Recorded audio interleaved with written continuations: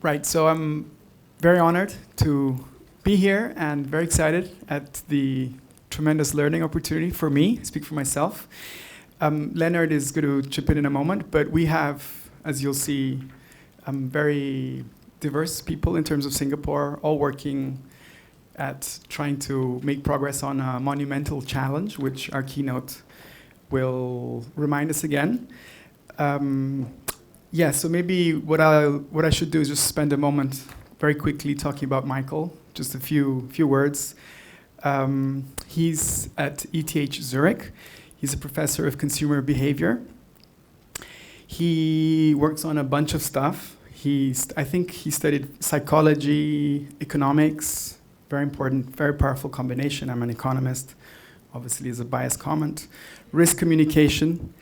This event is being hosted by not only the new Bezos Centre for novel protein at NUS. The head of the center is Zhao Weibiao, whom I'm very excited because we started talking in 2021 when NUS was forming the College of Humanities and Sciences, which is a very challenging feat, right, to bring these two paradigms. And it's also being hosted, back to the point, by the Institute for the Public Understanding of Risk, right? So risk communications, again, one thing that Michael has studied and works on. So he works on risk perception, risk communication, acceptance of new tech. Whenever I talk about Michael to people who are lay people, I always tell them that, this point that I remember reading in Michael's work, maybe he'll say it again, that technology is something that in most consumer markets sells, right? It's a selling point.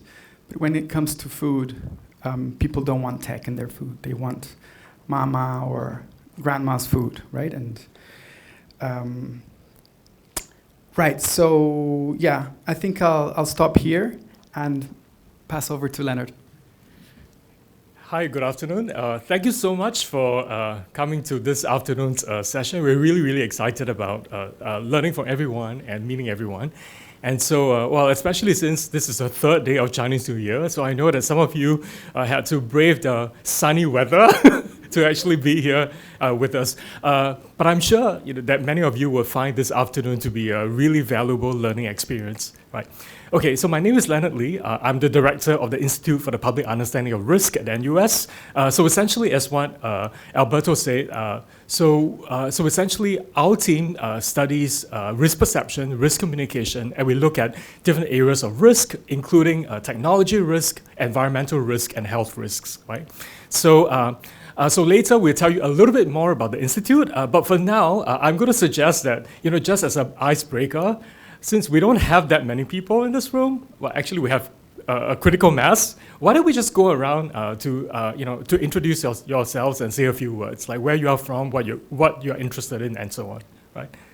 Okay, so maybe the two of us will skip, yeah. Michael. Introduce me. So Michael Siegrist, ETH Zurich, so Alberto already kindly introduced me. Hello, my name is Arun Naidu. I work at the Good Food Institute APAC as our ecosystem development specialist. My background's in material science and precision fermentation, but at GFI we work on developing the alternative protein industry. So very happy to be here. Hi, my name is Wei Yu. I'm a communication scholar from Department of Communications and New Media at National University of Singapore. I'm partnering with Leonard and Alberto as a social science team for the Bezos Centre. Hi, I'm Chen Tao Yan. I'm from NTU, and I am a master's student in science education. So I'm here because I kind of teach a little bit food science and climate change sustainability in my classroom, so get some first-hand case studies. Thank you. Hi everyone, I'm Haiman. I'm from NTU, Research Associate with Prof. Mei Luen from Wee Kim Wee School of Communications and Information. So I'm here today to with Prof. Mei, on behalf of Prof. Mei actually, she's overseas right now, to showcase more of our studies revolving around consumers' perspective and implicit associations with alternative proteins from the local consumer's perspective. Yeah. Hi, so I'm Amelia. I'm from A-Star. I'm a researcher at ISTA. So I had a background in product development, but I've since pivoted to consumer behavior, eating behavior, and today I'll be presenting later more about my study, so you get to know more.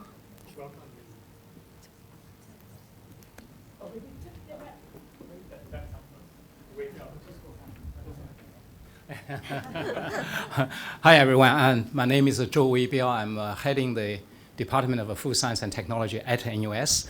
But I guess the reason I'm here, as Alberto mentioned earlier, I'm the acting director of the Bezos Centre for Sustainable Protein at NUS. For some of you already know about this. In the world, so far, there were 3 Bezos Centre for Sustainable Protein. The first one announced was based in North Carolina State University in the US. The second one was based at Imperial College London.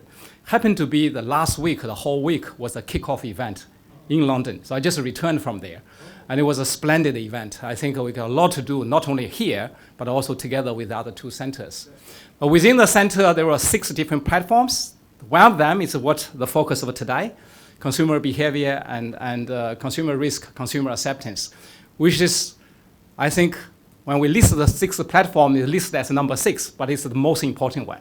You should look at it from the other side towards the science. Because no matter how good the science is, if the consumer doesn't take it, we can forget about the whole business within this alternative protein. So this is the most important platform from my viewpoint. Thank you. Okay. Hello, I'm Tom. I'm from outside industry. I come here to learn more about this, the progress on this area of work. That's great. Welcome so much. Hello everyone, my name is Wang Bingyan and I'm the visiting student of WeiYu, and actually I'm the freshman and the new learner of the field of novel food. And since I came to NUS last year, and I began to learn this field, and I think this is really interesting. Yeah.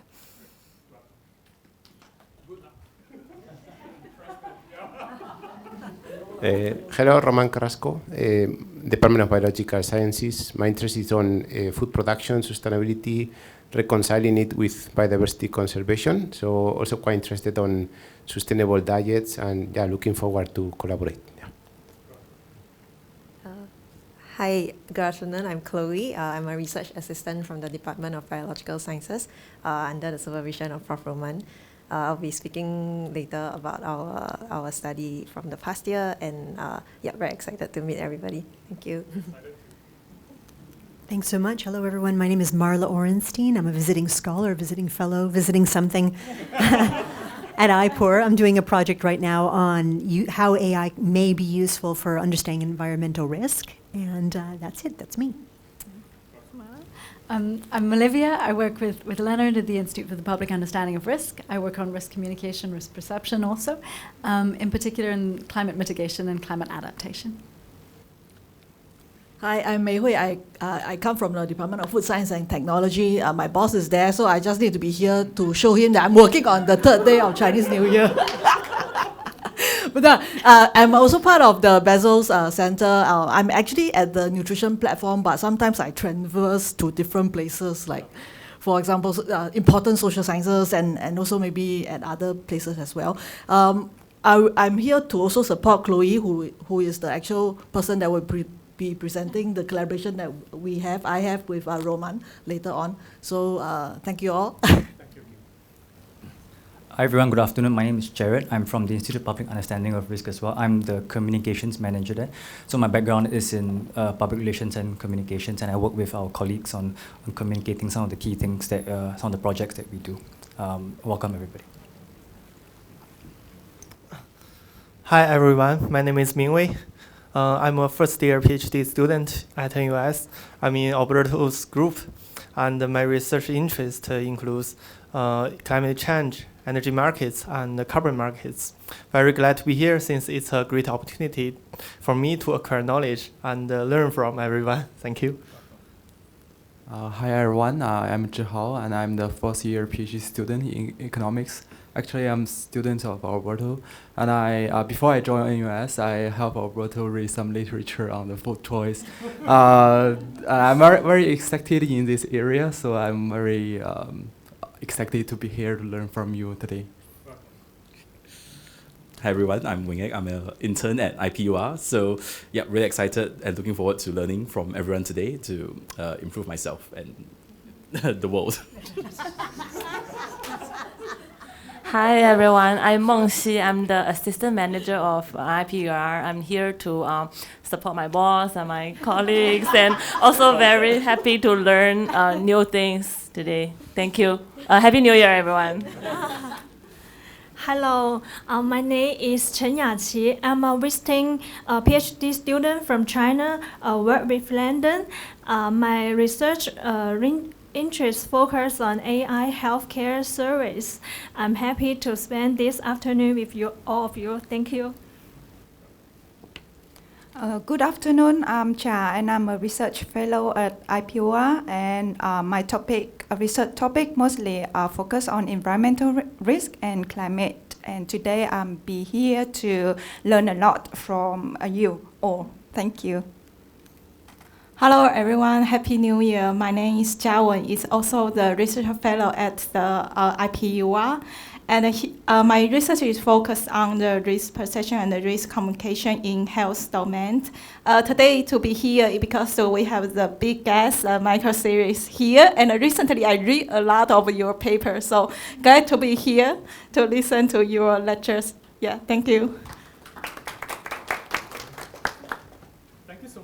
Everyone. So on that note, I'm going to hand the floor over to our guest of honor, Professor Michael Siegrist. So I know all of us have actually read quite a bit of work by Michael. So let's hear from the big boss, Ismail, directly. Yeah.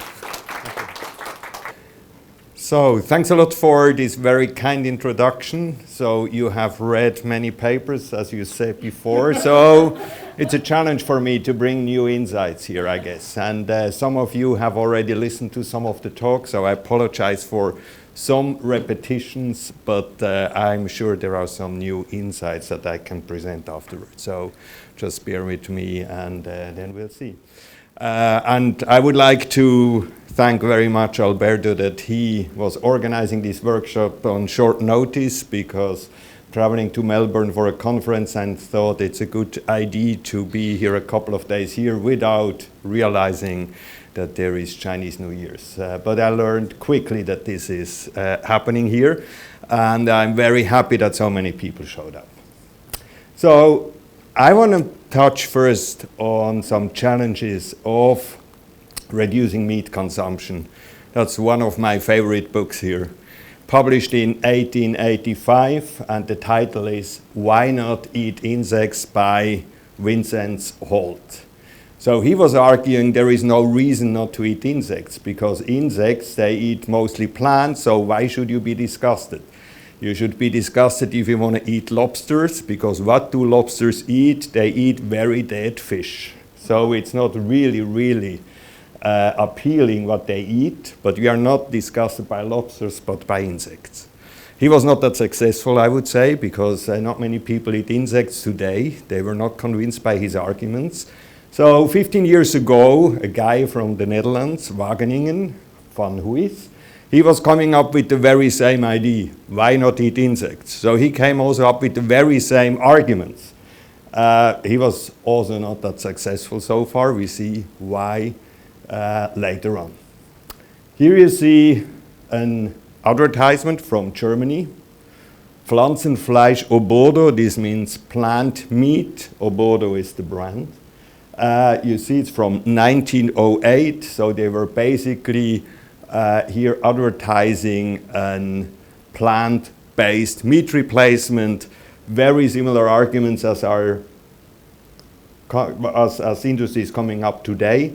The only difference here is that they said it's half the price of animal meat. If you look today at meat replacements, they are usually as expensive, if not more expensive compared with meat. New York Times. So here is the idea of algae as a very cheap replacement of animal meat. The reason here was kind of the predictions that we are not going to have enough food for feeding the increasing population. Also here, published in Scientific American, but we also know that this has not been taken up, so it's not really something we find on our tables. What's the reality? We see here some predictions of FAO that the meat consumption is going to increase. There is no reasons to believe that this should be changing the next couple of years. Why? The first thing people buy if they have a higher income is meat. So in other words, if we have more affordable income, disposable income, I should say, in Asian countries, in African countries, we can expect more demand for meat and that there is a higher consumption of meat. You see some predictions here from Keynote, but there are other consulting companies that came up with very similar predictions. They were predicting that the time of meat will be over soon. So if we see here, we are now in 2025. They published it 3-4 years ago, but I criticized them already then, so not kind of now to tell them that they have been wrong. I already said they are wrong 3 years ago. But you see here, 2025, they predicted that 10% of the whole meat would be replaced by novel vegan meat replacements. I mean, we are far away from this, and okay, we have another 11 months, but I don't think that we are going to make this in this time. If we go to 2030, they predicted 10% of the global meat production will be replaced by cultured meat. I don't think that many people are going to share these beliefs. So, of course, they get money if they make some funny predictions. That's probably one reason, but I think it's also a bad thing, because you see what then happens in the press, in the media. Plant-based failed the empty promise of animal meat displacement, or fake meat was supposed to save the world, it became just another fad in January 2023. And the reason for this was, if you looked at the stock market development of Beyond Meat or Impossible Meat, they were kind of valued in an insane way, dropping back, and then you have these headlines. So I'm having, now you may say a more pessimistic way, I would say, or view, I would say I have a more realistic view what's possible, and I think we should not oversell it, because otherwise we are going to create headlines like this. So this is the slide I have been or that has been mentioned by a number of people here. We've published this in Nature Food, and here the idea is to give kind of some ideas about development of various food technologies. And you see here, fire, probably 700, we do not really exactly when, but a long, long time ago. It has been used for producing foods, for cooking foods. But then we have more recent technologies, more modern technologies, like GMO food, or we have here canning food, and so forth. What I want to emphasize here is that in the food domain, the development of technologies is different from other domains, because all the technologies are not replaced. I mean, believe it or not, but some people are still doing barbecue on a fire. So they burn their meat on a fire because it's fun to do, because it's company and so forth. I do it myself, so therefore I fully understand why people are doing it. My point is here, even though we have an oven at home, even though we have cooking opportunities at home, we still do barbecuing. And this is true for all the technology. I mean, canning food is not really necessary in most countries. In Switzerland, everyone has a fridge, everyone has a freezer, so why canned food? But it's still available. It has reduced the market, of course, shelves, but it has not disappeared.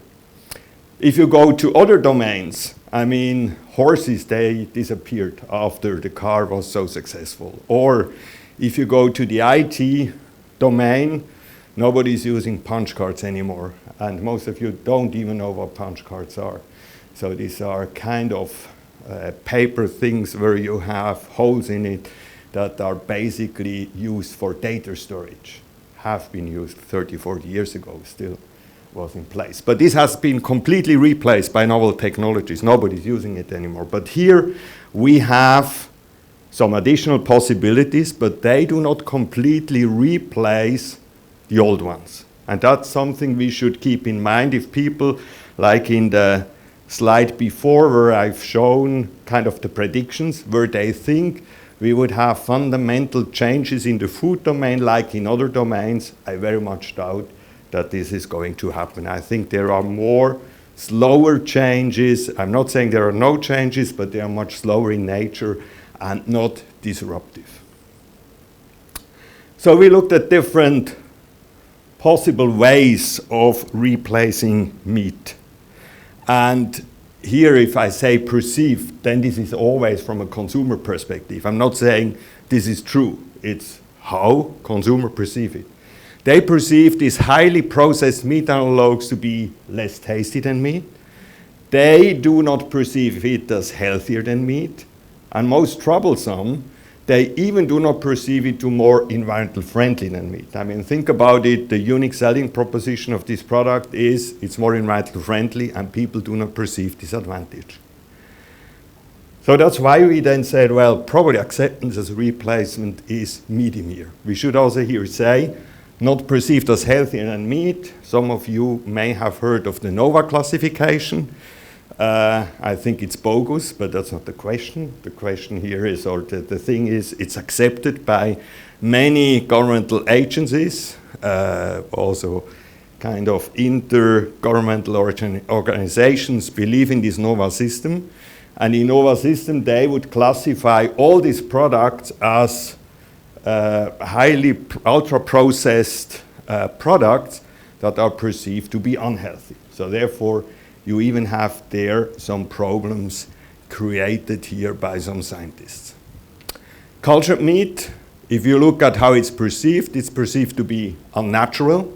And because it's perceived to be unnatural, it's perceived to be disgusting. It's perceived to be unhealthy. Some studies found at least that it's perceived to be more environmental friendly compared to meat.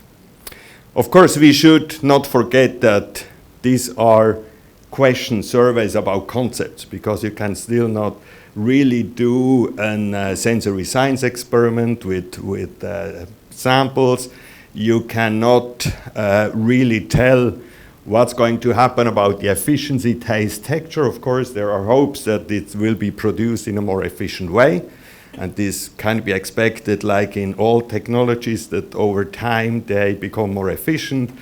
More difficult to answer is the question about taste and texture. Are we going beyond ground meat? Are we going in the direction of a steak? Because otherwise we may face other problems here, not the least will be then the price. And then we should, something not forget. Imitating products are always cheaper compared to the original ones. So therefore, in order to be accepted, cultured meat needs to be cheaper compared with real meat. Because people pay a fortune for white truffles. You could buy a Givaudan for a fraction of the price, white truffle aroma. But people still want to have the real white truffle from Alba. Because this is the original, because it's the true essence of a white truffle. The same is with vanilla. You could replace it in most cases by vanillin, but vanilla is still sold at the premium, and people are willing to buy it. Here we would say the acceptance is probably low. Let's go to insects. I mean, here study after study has shown people think it's disgusting.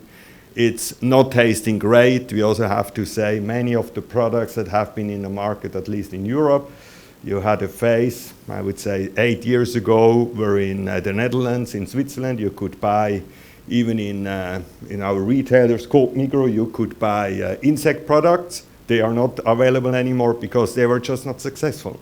Because you would buy it once, just to have fun with your colleagues and friends, and then you would say, well, it doesn't really taste great. No need to buy it again. Another problem here is that in many instances, it does not replace meat. I mean, you have bars, protein bars with insects, but nobody is going to eat a protein bar instead of a steak. Or you have these chirps here, which we use for some experiments. We bought it in the US, so they tasted not too bad, but if you look, actually they tasted good, I should say, but the content of insect was rather low, first of all.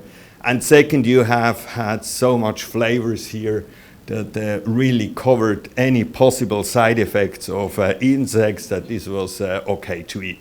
But again, it's not a really replacement of meat, it's just fun food.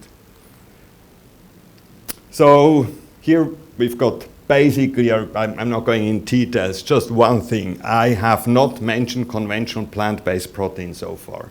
Not the processed ones, because of course you could also say, well, we do not need more technology. People can just eat more vegetables in their daily diets. And I mean, there are cuisines, like the Indian cuisines, where you have more meat compared with other food cultures. Here, of course, we have a number of challenges depending on the country. First of all, you need more cooking skills if you want to prepare vegetables that are really tasty. Because you cannot just reheat, of course you can, but then it's not really tasty. If you really want to do a tasty meal, then you just need some cooking skills. That's the first thing. And the second thing is, at least in the Western food culture, you have many dishes in which meat is the central part of the meal. Therefore, you cannot just leave it away because there is not a full meal anymore. You just have something that is not really working. So therefore, people would have to change their food culture, their recipes, and so forth, which may be difficult. Of course, you have other cultures. If you think about Italy, you have a lot of pasta dishes without meat, and also the meat consumption in Italy is lower compared with Spain, for example. But the problem is you cannot just tell the Spanish people that they should eat more pasta. Of course, you can tell them, but I don't think that they are going to do it. So if you want to look at the factors influencing perception of food technologies, I think there are two things we can focus on.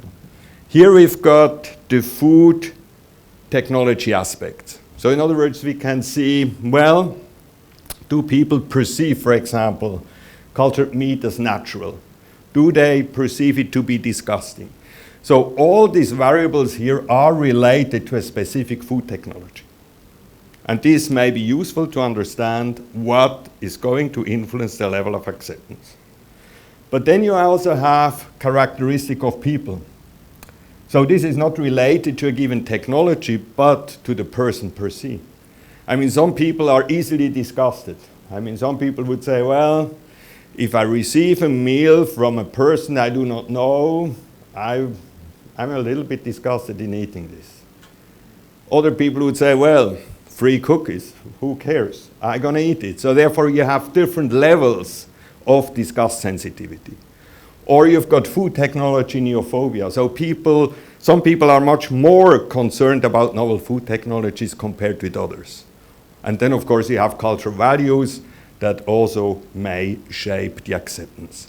And of course, then how you make sense out of it, this may then be explained by heuristics which can have an influence on the acceptance or perception of food technologies. Now I want to focus on some recent studies we did. We are here in a European project, Giant Leaps, where we were conducting this type of research here. And there we have kind of from food engineers to social scientists. So at the end, it's a small scale like Bezos, but of course much smaller than this.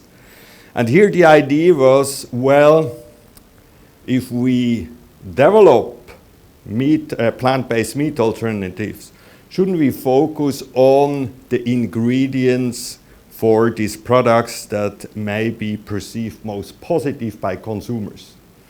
So just to give you an example, In Europe, unlike to Asia, soy is not perceived very positive way. And this is probably related to the fact that 30, 40 years ago, kind of the soy products that you could buy in Europe were not really great tasting. And also how to prepare it in a good way was not really something people were familiar with. And of course you had one breed of soy, so silk soy did not exist at this point of time. So therefore you have a conception of soy which is rather negative. And then you have all these ideas of gene technology, which is also associated with soy, or then that soy is used, or that rainforests are deplanted to plant soy, which of course is not really for these soy products, but for feed of animals, but that's outside the scope of lay people. So therefore, it's a rather negative perception. So that's why if you start with soy, maybe that's not as good as if you use bean, for example, in Europe. But we wanted to know how are different sources of protein perceived. You're not saying you should then select this, because of course price plays a role. Then also how can it be used in food processing, what's the protein content and so forth. But we wanted to know how are different sources of protein that could be used for this plant-based meal replacement, how are they perceived? People had to assess expected taste, expected health impact, naturalness, friendliness, willingness to consume, and so forth. All these aspects were so highly correlated that we just combined them in a score, very negative to very positive. And we conducted for the first study the data in Switzerland. So these are data from roughly 1,000 persons in Switzerland. And we have here animal-based sources. So these are just normal, not meat replacement, but meat. We've got here the plant-based here, algae, insects, and here cultured chicken, cultured beef, cultured pork. Why we group them as they are, I come back in a moment. We have here different values here for people who self-reported to be omnivores and other flexitarians. I mean, this is always a tricky question because some people may eat quite a bit of meat but still think they are flexitarians. There are people who eat not every day meat but perceive themselves to be omnivores, so it's probably more a self-perception than a real difference on the level of consumption. Now, what you see here is that, first of all, it doesn't matter whether we are talking about cultured chicken, cultured beef, or cultured pork, they are extremely low. They are even lower than insects here in the Swiss study. Algae is not doing that bad. And if you now look at the plant-based, then you clearly see, well, there are some differences. So, for example, potato, lentils, chickpeas, peas, they are perceived very positively, and certainly more positively compared with faba or soy or rapeseed. We also see here eggs. They are doing quite well. They are receiving the highest here, the most positive ratings, even for flexitarians. So what we think we can see here is that these insights might be one contribution to selecting the most promising ingredients for plant-based meat alternatives. Of course, fully aware of the fact that price plays a role, that the feasibility of doing some products play a role. But if you have two sources with equal qualities, then you should go for the one that has already more positive associations in consumer minds. We did here a principal components analysis, and here you see the reasons for the groupings that I showed before. So people group here really the plant-based sources together, the kind of the real meat together, and then the insects, cultured beef and pork, they are together, but we decided then, only cultured products together. You see here the insects, they are on a separate factors. And then you see algae, there people had no clear perception, so high loadings on plants as well as on insects, so that's why we treated them differently from the other ones. So here, that's a very busy slide. I'm not going into all the details. You were interested in person-related factors that may explain plant-based meat alternatives, algae, insects, cultured meat, and conventional meat. And I think the most interesting things are here the importance of meat alternative rejection. That's a scale we came up with where people are asked how they perceive in a very general way meat alternatives. So whether they say, yeah, it's only a fad, it's not something that is going to be sustainable and so forth. So independent of the specific products, do they have very negative ideas or associations regarding the concept of having meat replaced by an alternative? And you see here very or substantial negative correlations here with all of the acceptance scores of these protein sources. And then we also see here preference for naturalness has been important for cultured meat, for example. Food neophobia was for plant-based important. So what we see here is that different factors are important for different types of meat replacements. So we should not have the illusion that each factor is equally important for all of them, but we have to look at them in different ways. So we basically did the very same study in addition to Switzerland, now in Germany, Finland, Italy, Serbia. So the selection of this country may not make most sense first. I mean, Germany makes sense. Italy, but Serbia is a very small country. Finland is not a big country either. It was selected for the reason that other partners in our consortium want to use this data that we produce. And what we can see or say is Finland is in the north of Europe, so therefore they consume a lot of milk, for example. Also the oat milk is very popular there. Then we've got the south, Italy, where you have a lower meat consumption than in other countries in Europe. Then you've got Germany, which is more or less in the west or in the middle of Germany, and Serbia would be representing the eastern part of Europe. So that's the reason why we selected these 4 countries. We had here a smaller selection of protein sources than in the Swiss study. Other than this, it was very similar. So what you see here is, first of all, you see differences across the countries. So, for example, if you look at the acceptance of some of the sources, they are somewhat differently in these 4 countries. But what you also see here is that if you go for the 5 most promising ones, or the most positively viewed here, it's very similar across the 4 countries. I mean, here you've got oat a little bit later than here. Here it was here. So you have some differences, but also some commonalities. So if you somehow,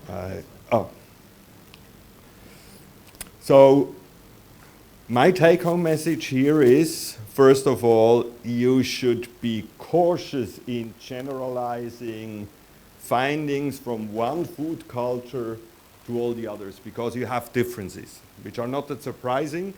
But even in Europe, you see here, we have some differences.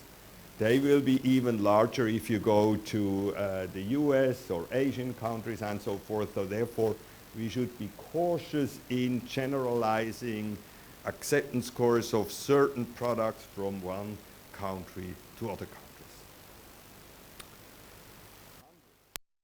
Have placed the two given products in the same basket, then this would be the maximum number of 100. If nobody would have done it, it would be 0. So it could be anything between 0 and 100 if you have this similarity or dissimilarity matrix. And now you can use multidimensional scaling for producing a geometrical representation of this dissimilarity matrix. And we combine this, which is often done, with cluster analysis. And here is the result. Again, very busy because we have 50 stimuli, but it's easy to read.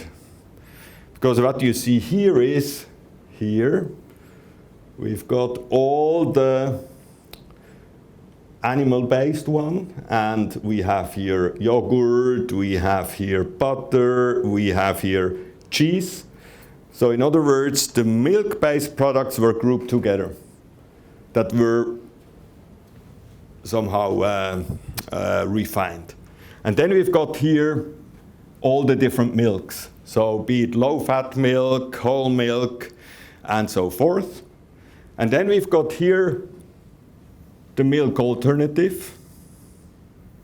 And we've got here all the other dairy-based products like plant-based yogurt, plant-based cheese, and so forth. So what these results suggest is that people really make the distinction between plant-based and non-plant-based yogurt.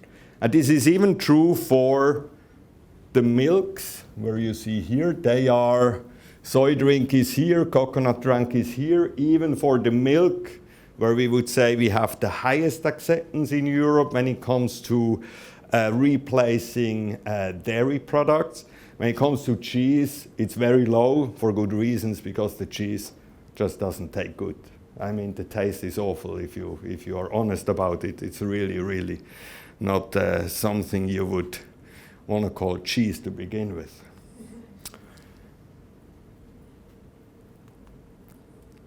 So, in regard to the acceptance of different protein sources for milk and cheese, we also did here a study again in the 4 countries, Germany, Finland, Italy, and Serbia. And what you see here first is cow milk is just perceived most positive in all of these countries. But you see some differences that may not be that surprising. Finland, Germany, where a lot of milk is consumed, the alternatives have a much lower rating compared to Italy, where you drink less milk. I mean, you may have it in the coffee, but just a glass of milk is not as common as in the northern countries.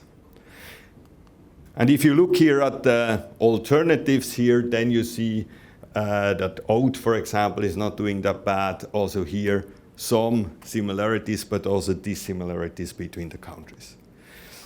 Now, when it comes to I think we had, no, this was, sorry, I missed this. This was the cheese. And here you see even more extreme than here. I mean, here we already had a real distinction between cow milk and the replacements, but this is even more stronger when it comes to cheese. So therefore, this will be a challenge to, unless you really improve the taste of these alternative products to get them accepted. So, in one of the most recent studies, we focused on different measures for increasing the consumption of alternative proteins, and we tried to come up with different domains.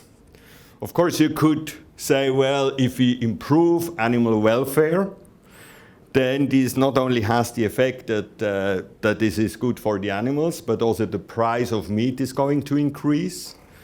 So therefore, there may be kind of also a positive impact on, or a negative impact, I should say, on meat consumption. So it would be indirect effect. Or you could, I mean, if you look at Europe, then you have a lot of subsidies for farmers who produce meat or dairy products. So therefore, you basically here make it more feasible to buy this. So you could decrease or decrease the subsidies, which would decrease the production. But of course, here you would have some resistance from farmers. I mean, we've seen what happened in the Netherlands, where farmers blocked the highway because they wanted to have more strict regulations. So therefore, it's in France, you would expect the same thing. If you would reduce subsidies for farmers, they would be on the street. Just do not forget the yellow vests in France that were fighting against the increase of prices for gasoline and so forth. So therefore, this would not be that easy to implement. Of course, you can do funding research. I've shown that in some areas we need to have better tasting products, otherwise this is not going to replace the existing products. So cheese is a prime example of this, but to some extent also meat. Some people have suggested meat tax. I'm very skeptical about meat tax for a number of reasons. First of all, it would have to be very high to make a difference. We know this from studies that examined how high do taxes need to be that people really change their behavior in a substantial way. And if you would have a tax of 5–10%, forget it. This would not make a difference. You would have to have a meat tax where the price would be 50% or 100% higher to have a substantial effect. And I tell you, this would not be accepted neither by the farmers nor by the consumers. Food labeling, I mean, we have food labelings when it comes to nutrition. So you could say, well, why not doing it also in regard to the environmental impact? If you look at the studies that, for example, looked at the impact of Nutri-Score, we have to say it does not have an impact at the end. I mean, some claim that they found an impact, but then go to the details. They had, I mean, in France, they have published a number of papers. They had, in one study, for example, 10,000 people. I mean, if you have 10,000 people, everything is going to be significant. If you look then about the real difference between the ones who did the shopping with Nutri-Score and the ones without Nutri-Score, then you see it's so tiny. We are talking about differences that cannot have an impact on the healthiness of people because, I mean, it's just too small. So, and people are focusing more on health than the environment. So if they do not pay attention to labels that would help them to select the more healthy option, why on earth should they focus on the environmental impact? I don't think that they're going to do so. Nudging. Of course, you could nudge people that, for example, in a cafeteria, the default option is the vegetarian option. You can have vegetarian option, but this is, of course, not really nudging. It's already kind of more related to tax. For example, at ETH, they increased the menu with meat on it. That's more expensive a little bit. But again, I told them from the beginning, this is not, I think it's great, but it will not make a difference because you are doing a difference that's too small. That's exactly what happens. So it's just, they pay a little bit more, but if you, in Switzerland, pay for a meal 50 cents more or less, this just doesn't make a difference. If you want a meat, you pay this 50 cents more or 70 cents. It's just close to nothing. We can do, of course, point of purchase intervention so that we would tell people or they could taste it, they could try it out and so forth. And then, of course, importantly, also cooking skills. Because, as I mentioned before, if you want to have good tasting vegetables, you have to prepare it in a way that it really tastes good, and you need cooking skills. And this is not only true for people at home, but also for chefs in restaurants, because you have some restaurants that do a very good job in preparing good vegetarian foods, and you have other examples. So therefore, it's not that easy to really implement this in a cafeteria. So I think we have, for all of them, we have some positive but also some negative effects. Again, our intention, or my intention, was not to spread here pessimism, but to be realistic and to tell, well, each of these aspects may have a small effect, but do not expect that one measure is going to make a difference, but what you need is to have a lot of different aspects changed, and you need a lot of time in order to have some impact here. So this brings me to the conclusion. When it comes to food, people are really conservative. I mean, now you say, well, but people eat sushi, they didn't eat sushi 20 years ago. That's what people say in Switzerland. And I tell them, well, when have you had sushi for breakfast the last time? They didn't. So therefore, they haven't really changed their food behavior, but they just have once a month or once every other month. They like to have sushi, but other than that, their food behavior remains the same, more or less. Meat is a highly valued product by most consumers. We should not forget this. It's not a product that people just do not care about, but it's for some people, it's really kind of something that's already almost part of their identity. You know, if I talk to my two sons, they are 25, 26. So if I say, well, I want to try one of these plant-based meat alternatives, they go crazy. They say, you eat it yourself, we don't want to eat it. And they say, but why? You can just taste it, and if you don't like.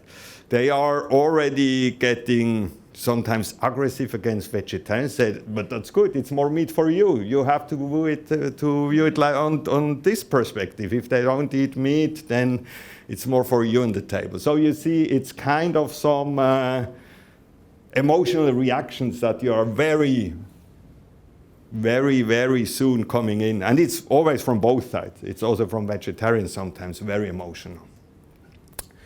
Replacing meat by novel proteins is a very old idea. We should also not forget this. And there is a reason why it has not been successful so far. I mean, one, of course, is that it was technological, not really possible to come up with good alternatives. So therefore, I'm confident that we made some progress. So we are in the right direction there, I hope. But it's not the only one, or not the only reason. The other reason is that consumers are hesitant to replace it to begin with. And we have here some plant-based products that may be more promising than others. So for Europe, this would be probably more pea-based than soy-based, maybe different in Asia. We have to face that insects and cultured meat, they are relatively negatively evaluated. And the final point is, there will not be kind of a quick change. It's not like you just use electric cars instead of the normal cars, but even there we see it's not as easy as some politicians thought it would be. That just overnight people would only use electric cars, but electric cars is much more easier to fix here compared to meat, where you have to change your behavior in a much more fundamental way than if you just have electricity-powered car compared to a gasoline-powered car, and you just have to have some more brakes in order to recharge the battery, but you can still do more or less what you did before. But here you would have to change more fundamentally your behavior. And this is not something that is going to happen very quickly. and we should not expect that one trick is going to solve here the problem. Thanks a lot for your attention.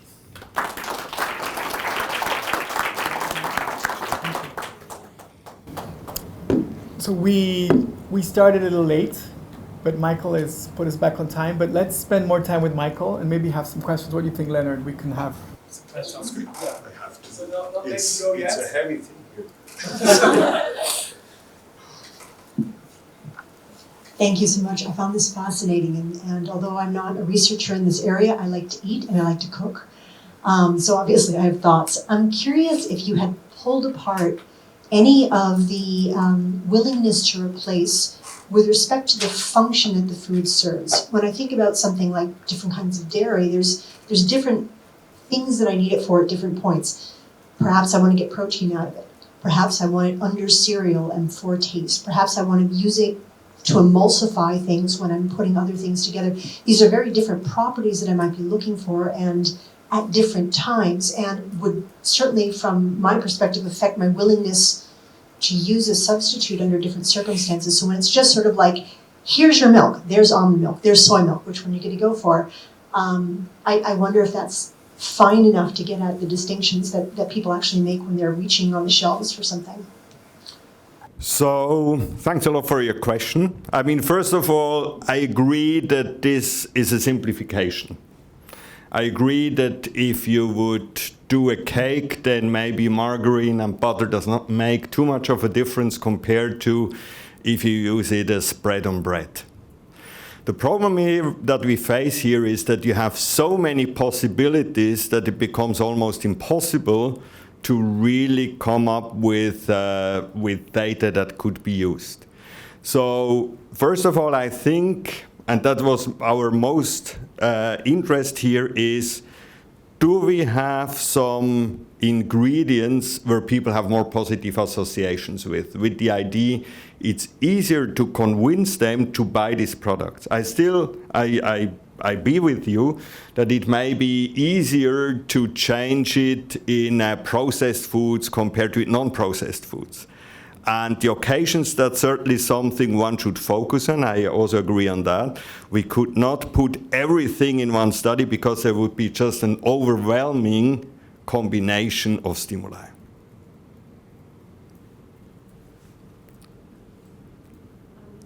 And you've got there as your top conclusion, people are rather conservative when it comes to food. And I wonder if that isn't the thing that we should hope for most. Because from a global point of view, the thing that's most threatening in terms of climate change is that all of China, all the people in China and all the people in India should swap from low meat or no meat diets to Western type diets. And yet, when dairy products become available, cow dairy becomes available, when meat becomes available. And as you said, I think one of your first comments, that when people's incomes rise, one of the first things they do is to move towards a meat-based diet. So perhaps shouldn't we be focusing all of our attention on trying to design interventions that stop people from changing the way they eat, rather than being subject perhaps to the same influences of marketing, of global multinational enterprises, or whatever else it is that pushes people towards changing their diets as their incomes rise? Thanks a lot for your question. So therefore, you're right, I should add here something. People are conservative when it comes to food if they can consume the food they like to consume. What do I mean by this? In the countries you mentioned, it's not a voluntary decision to eat not a lot of meat. It's just they do not have the money to do so. So they like to eat meat, they would like to eat more meat, but they cannot afford it. So therefore, it's not a voluntary decision to have low meat consumption, but it's forced on them because they do not have the disposable income to buy the meat they would like to have. I mean, that's what you see if you...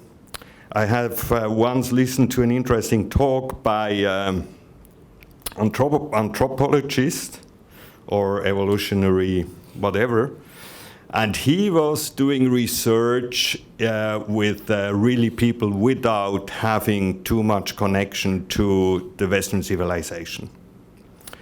And they have, of course, a complete different food consumption that we have.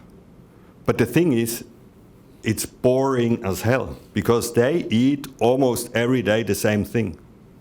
And if they have access to the Western diet, they run for this diet because it just tastes better for them. It's not that they would voluntarily eat the diet they have. And that's why I say, if it's conservative, I still think this is right, with the condition that you are willing to, or you have the freedom to eat this. But if you are just restricted because you do not have access to meat, but you would like to have meat, then it's a very difficult thing to tell people that they should be happy with what they have.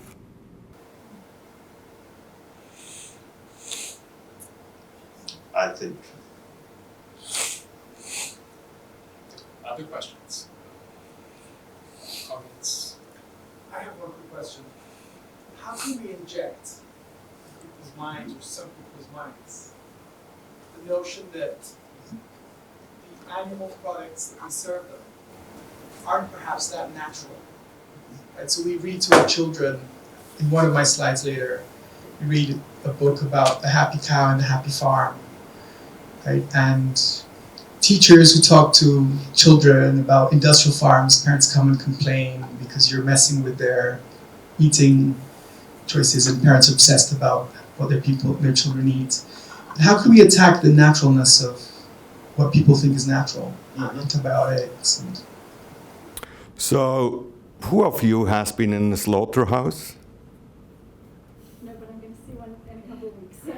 So there are 2 or 3 people. When I was 6 years old, I went every Monday to the slaughterhouse to observe what is done there, because I was growing up in a small village, and then you would hear the swines that they were kind of yelling because they were killed, and you would hear it, and I was interested, what's going on there? So I asked the butcher whether I could come, and this would not be possible anymore. They would probably take me away from my parents, that they're allowed to do is to be alone there. But I think they were right to allow me this. And so I would go on my small trottinette, I don't know how you call this in scooter. I was going to the butchery and was looking what happened. And most of the time it was swines. If you were lucky, it was a real big cow, but this was a real event because this happened not every week. So I guess my point here is most people do not have any idea how food is produced. They are also not that interested in it. I mean, I wanted to do an excursion in a slaughterhouse with my team a couple of times. The reaction was, if you want to be the only part who is going to the slaughterhouse, which is not really a team event, then we can do it. So therefore, I gave it up.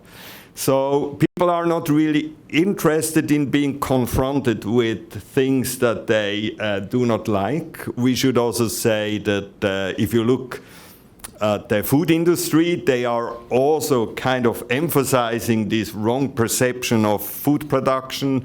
I mean, think about the chocolate advertisement of Lindt and Sprüngli, where you see the chef cook kind of making each praline after the other. So, or if you look at the cheese production in France, where you see a small unit where people are producing it on the countryside. So they just tell people what people would like to have associated with the food, because they like to have it produced not in a factory and having small scale, even though this would be much more risky and so forth. So therefore, you have this kind of disconnection from the food production. So therefore, I think that's very difficult to overcome this, because people are not really interested in it. They don't want to confront it. And then, of course, you also have huge cultural differences. I mean, if you go to a market in Italy, you still have the whole chicken with the head and everything on it. This would not happen in the US, or also not in Switzerland, because people don't want to be reminded of the animal. That's why you just have the steak and not kind of the animal with the steak on it. So therefore, or some people even have some problems if there is a bone on the steak, because it reminds them on the animal. So therefore, I think there is some resistance also from consumer side, because it would create some cognitive dissonance if you would allow all these facts of food production and if you would be familiar with it. So therefore, I think people like to have some wrong perceptions of it. And all people. So nobody to blame. Everyone is. All right, so thank you very much, Michael. Thank you.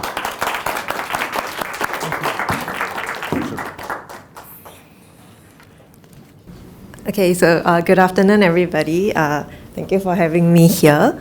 And so I'm Chloe. I'm a research assistant in the Department of Biological Sciences. And we've been working with the Food Science Department for this project.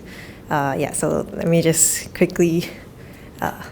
So today I'll be presenting about how exposure and information provenance could improve perceptions of cultivated meat and plant-based alternatives in Singapore. So I'm sure we've heard a lot about the damaging nature of agri-food chains. It takes up almost a third of global greenhouse gas emissions, and then of this 1/3, 38% of it comes from animal protein production. And this is not only greenhouse gas emissions, it's also freshwater intensive. It threatens biodiversity loss. It presents some health hazards such as antibiotic residues, and of course ethical considerations such as inhumane treatment of livestock. Yet we have heard that with the population increase as well as population affluence, we have a hunger for more meat consumption, and this would also cause a commensurate increase in all these areas. So there are some possible ways that we could mitigate the environmental impacts of animal protein production. Some studies have tried to encourage people to reduce animal-based food consumption and adopt plant-rich diets, which comes about veganism and vegetarianism. And we have insect-based meat. We have also novel technologies such as cultivated meat. But we are very aware of the notoriously difficult to shift diets. So I think our previous speakers have also mentioned about the general lack of acceptance for, I'm sorry, can you guys hear me? Yeah, general acceptance, lack of acceptance for cultivated meat and protein alternatives. So studies have found this, generally the issue is with the product characteristics such as taste, the healthiness, appearance of the proteins, and even food safety issues. Then there are also studies that look at negative attitudes towards different food groups, negative attitudes towards insect food as well as novel food such as cultivated meat. And then we have food neophobia and food tech neophobia. Other external influences that we are aware of could also be social cultural norms and distrust in producers and their information sources. So things like they do not believe that, it's actually environmentally friendly, or they are not actually healthy. So we wanted to come up with some intervention strategies to tackle the general unfamiliarity towards cultivated meat as well as plant-based meat, because these are not really very common in Singapore. I mean, plant-based is quite common, but not everybody do plant-based. And as well as the food neophobia for certain groups of people in Singapore. So in order to do that, we wanted to try to build knowledge of scientific facts and provide relevant information during consumers' decision process making. And then we wanted to tap on simulating trialing experiences for them. So to let them come into the food science department to try different food samples that are labeled, and to try to expose them this different kind of proteins. So other than testing the lack of intervention tests, other than closing the gap for the lack of intervention tests, so previous study have always been looking at doing surveys, doing interviews, doing focus groups to ask people, so they measure different psychographic factors such as their health consciousness, etc. But they do not have any concrete tests or interventions that try to mitigate this. We know the barriers and motivators, so what next, right? And then the next gap we are interested in was to extend our understanding beyond the global north. And then because Singapore was the first country to approve the sale and consumption of cultivated meat, we thought Singapore is quite uniquely placed to look at the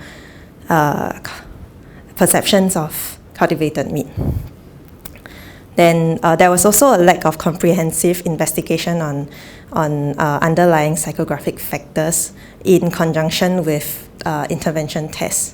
So that's what we wanted to look at in our study. So these are some of the research questions that we had. We wanted to look at what is the baseline acceptance for plant-based meat and cultivated meat in Singapore. And then we wanted to see if exposure, letting people try different food samples would improve their acceptance, or would it affect their perceptions towards these alternative proteins. Of course, we were interested in the psychographic factors. This is more like people's characteristics. So what are their underlying connectedness to nature, their health consciousness, etc. Then we also wanted to provide a little nudge, informational nudge for our participants. So this is information providence of the different benefits of plant-based meat and cultivated meat. And we wanted to see if this would affect their perceptions towards these alternatives. Then last but not least, we wanted to look at these key determinants of behavior. So these key determinants are attitude, social norms, and perceived behavioral control. And we wanted to see how would exposure affect these key determinants. So when we are designing our study, the first thing we were very concerned with was the nomenclature. I think some of us who looked at cultivated meat and cultivated meat studies, we know that there are many ways to call them. So people call them cell-based, you call them cultivated meat, cultured meat, lab-grown meat, in vitro meat. So there were so many of them. And then, and there were studies that found that calling them different things do affect people's perceptions towards the protein, alternative protein in question. So we went to look at the Memorandum of Understanding signed by the cultivated food industry stakeholders. So this was one of the events by Good Food Institute and APAC. And then so they decided on cultivated meat. So that's why we described to our participants that, you are going to be tasting cultivated meat. Then in the same vein, we also went on to refer to plant-based alternatives as plant-based meat. So let me just bring you through our study flow. We started with participant screening and document. These are just red tape stuff, and then they were grouped into 3 groups, which I will explain a little bit more later. Then they will go on to an online phase where we ask them questions related to these 3 areas. Then this is followed by the on-site phase. So there's one survey in the online phase and then another survey in the on-site phase. So for the on-site phase, I'm sure many of you have this question that, so did you let them taste the actual cultivated meat? The answer is no, but because although Singapore has already approved the consumption and sale of cultivated meat, it's still produced in very small amounts. You can buy them at Huber's now, I think. but it's a very small amount of cultivated meat inside. So it's very expensive to do cultivated meat. So we decided to use deception, where we labeled food samples, cultivated meat, plant-based meat, and conventional chicken meat. And and then we told them, okay, you're gonna eat these 3, but they are in fact all conventional chicken nuggets. Then this is followed by the debrief, another red tape. And we also, of course, we had to let our participants know that they didn't taste actual cultivated meat. But doing this labeling did allow us to test for pre-existing biases, which is, I thought, very interesting to share with everybody as well. Okay, so just now I mentioned that they were grouped into 3 groups after their screening. So every eligible participant will be randomly assigned a group. For group A, it acts a bit like our control. So in this group, participants are not given any additional information. And then for group B and C, they are our treatment groups, where group B would read plant-based benefits and group C will read cultivated meat benefits. So this is what they had to read was a short paragraph. And this short paragraph has information about corresponding to the benefits of plant-based or cultivated meat to the environment, the animal welfare, human health, or food safety. So you'll be wondering whether these are like things I made up or not. But this information that we provided to the participants were backed by literature. So they are not like I didn't say them because I thought it was good. All right, then for our online phase, we measured things. This is an online survey. We measured social demographic information, such as age, gender, ethnic group, occupation, etc. Then we also measured some of their characteristics or psychographic factors. Examples. This is the full list. Correct. So this is the full list. They will answer questions about nature relatedness. Nature relatedness measures whether an individual is connected to nature. And then we measured their health consciousness, their food technology neophobia. We took 2 sub-skills from the food choice questionnaire, which is ecological welfare and health. And then we were also interested in the amount of importance they place in meat. Following which, we measured their perceptions of alternative proteins and their familiarity towards them. So for acceptance, this is measured by 3 questions for each meat type. We will ask them about their willingness to try, to consider, and to buy different meat types. So this would be in relation to conventional meat, plant-based meat, and cultivated meat. So next, we also measured their attitude subjective norm and perceived behavioral control towards including the either plant-based or cultivated meat as part of their dietary protein. And these questions are structured according to the theory of plant behavior. And then we asked them whether they have heard of and tasted before the different meat types. Now we have the on-site phase where we invited them to come to the food science department to try the different food samples labeled as cultivated plant-based meat and conventional meat. So it begins with a sensory evaluation that is unlabeled. So this is more for to let the participants get used to the questions and to help them properly get used to the process of evaluating each food sample. Then they would kind of split into the groups within the survey. Then they will look at, so group A will not get the information, and then group B and C will read their respective information.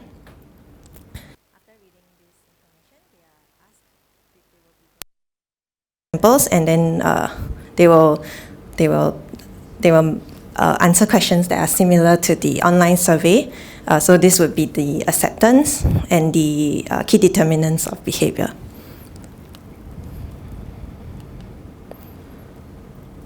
Okay, then they will finish and then they will go for debrief. So if we look at these are the results. So for whether they have heard of different meat types, they are most familiar with conventional chicken meat.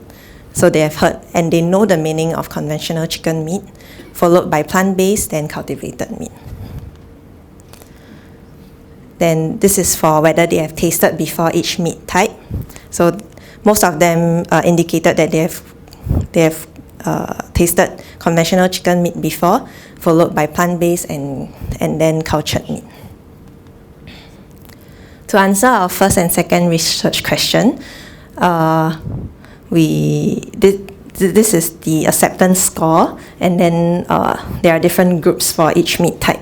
So for conventional chicken meat, you can see that, I don't know if you can see, but they all decreased. So their acceptance score decreased for all groups. Then for cultivated meat, it increased only for group C. For plant-based, there was not any statistically significant difference. So if you, this is, I cut it out because it's a little bit small, but it's the same regression. So the dependent variable here is the baseline acceptance for each different meat type. So for the red one, the red line is conventional meat, the green line is plant-based, and the blue one is cultivated meat. So we could see that, so just to remind everybody, this regression's data is just from the online survey. So people haven't tried the different food samples yet. So we could see that people who are more connected to nature, they have a higher nature relatedness, then they are more accepting of plant-based and cultivated meat. And then for people who score higher on the food tech neophobia scale, they are less accepting of cultivated and plant-based meat. Another thing that I want you to take note of would be the amount of importance they place on meat.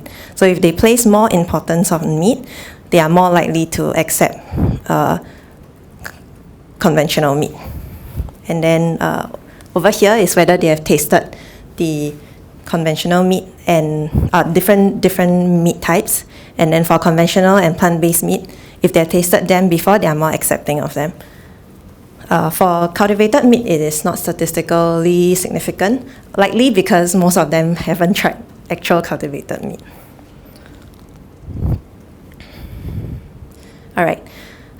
For this regression analysis, the dependent variable is the change in acceptance from the online to the on-site survey. So this is the change before and after they have tasted the different meat types. So we could see that if they had higher acceptance before, they will have a smaller smaller change in their acceptance score. And then if they were in group C, which is these people had read cultivated meat benefits, then they would have a higher increase in their acceptance. Then if they are food tech neophobic, then for cultivated meat, they will have a smaller change in their acceptance score. Now for the key determinants of behavior, we could see that for attitudes and perceived behavioral control, they both increase for cultivated meat and plant-based meat after the on-site survey. Then for subjective norms, there was only a change for group C for cultivated meat. So moving on to our key takeaways, now that we have seen the results, we found that we wanted to say that we found that information providence did improve acceptability of cultivated meat. But we did not see this for plant-based meat. So we thought this could be because cultivated meat, there's greater unfamiliarity towards cultivated meat when compared to plant-based foods. Because plant-based food has been in Singapore for a much longer time. And this larger knowledge gap for cultivated meat has generated a greater curiosity and motivation to close this knowledge gap. And so leading to a boost in awareness in most of the participants and build a confidence in them to try the cultivated meat again. Next, we could see that exposure and positive experiences do improve perceptions towards cultivated and plant-based meat. So this is from the improved attitudes and perceived behavioral control towards choosing both the alternative proteins as a source of dietary proteins after the session. And this emphasizes the importance of positive trialing experiences. And because we found that in the on-site survey, after they have tasted the different food samples, they associated plant-based and cultivated meat with more positive words, such as it's satisfying, it's pleasant, it's good, or it's beneficial. They also find themselves more capable and confident in choosing cultivated meat as part of their dietary proteins. We also had an inkling of whether there will be early adopters, avoiders, or late adopters of these alternative proteins.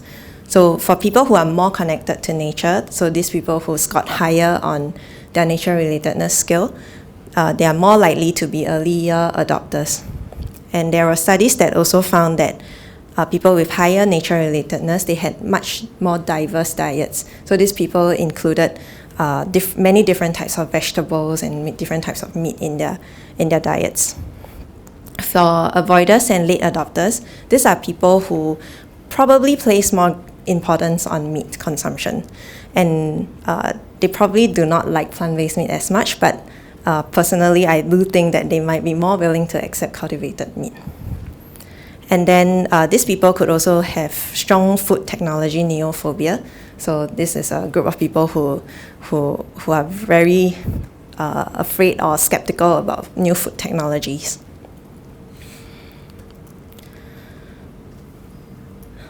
But we still think that with positive information providence and continued education and building awareness in our consumer pools, and plus exposure and positive experiences for the consumers, we could encourage early adopters and to reduce the aversions for avoiders. Yeah, that's all from me. Thank you.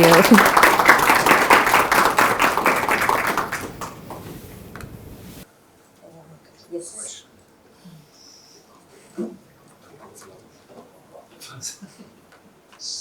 So thanks a lot for your presentation. I found especially interesting that you did an experimental study and that you were kind of doing this sensory science part of it. But you have only shortly scratched on the results. So I have a couple of questions regarding this. First of all, have the three, you had A, B, C, different information conditions. They did not differ, is this correct in my view, or do I miss here something? And the second question is, I was puzzled that after they tasted it, even for the conventional chicken meat, it decreased, which could this be that it was just not good chicken nuggets? Or, I mean, I'm just wondering why somehow the expectations have not been met by consumers, otherwise it would not have decreased. So, and then the third question is, have they tasted all the same thing? Yes. So did they not realize that they are tasting 3 times the same thing? I mean, I'm just wondering if I would eat 3 times the same thing. Yeah, I mean, the second time I would say maybe I have not paid attention for the first one, but the third one I would say that it really tastes familiar to me. Yeah. So that's just my question to this party. Yeah, that's a very good question. We were really concerned that they will know that we are kidding with them, but so I was really worried about it. So after people came for their tasting session, I decided to add in a little informal debrief session on top of the formal debrief session. So I asked them for feedback. So I'll ask them, oh, how do you find these different food samples that you had? I'm thinking maybe some of us here would have joined the study, but yeah, so there are very interestingly, some of the participants will tell me, oh yeah, they are all really good, and I would want more of them, and oh okay, and then I ask them, do you find any differences between them? And then all of them would tell me that they find that the plant-based one was really soggy, but I think they have a little bit of like, yeah, but they tell me the plant-based one is really soggy, and then some of them would tell me that the cultivated meat one has a strange aftertaste.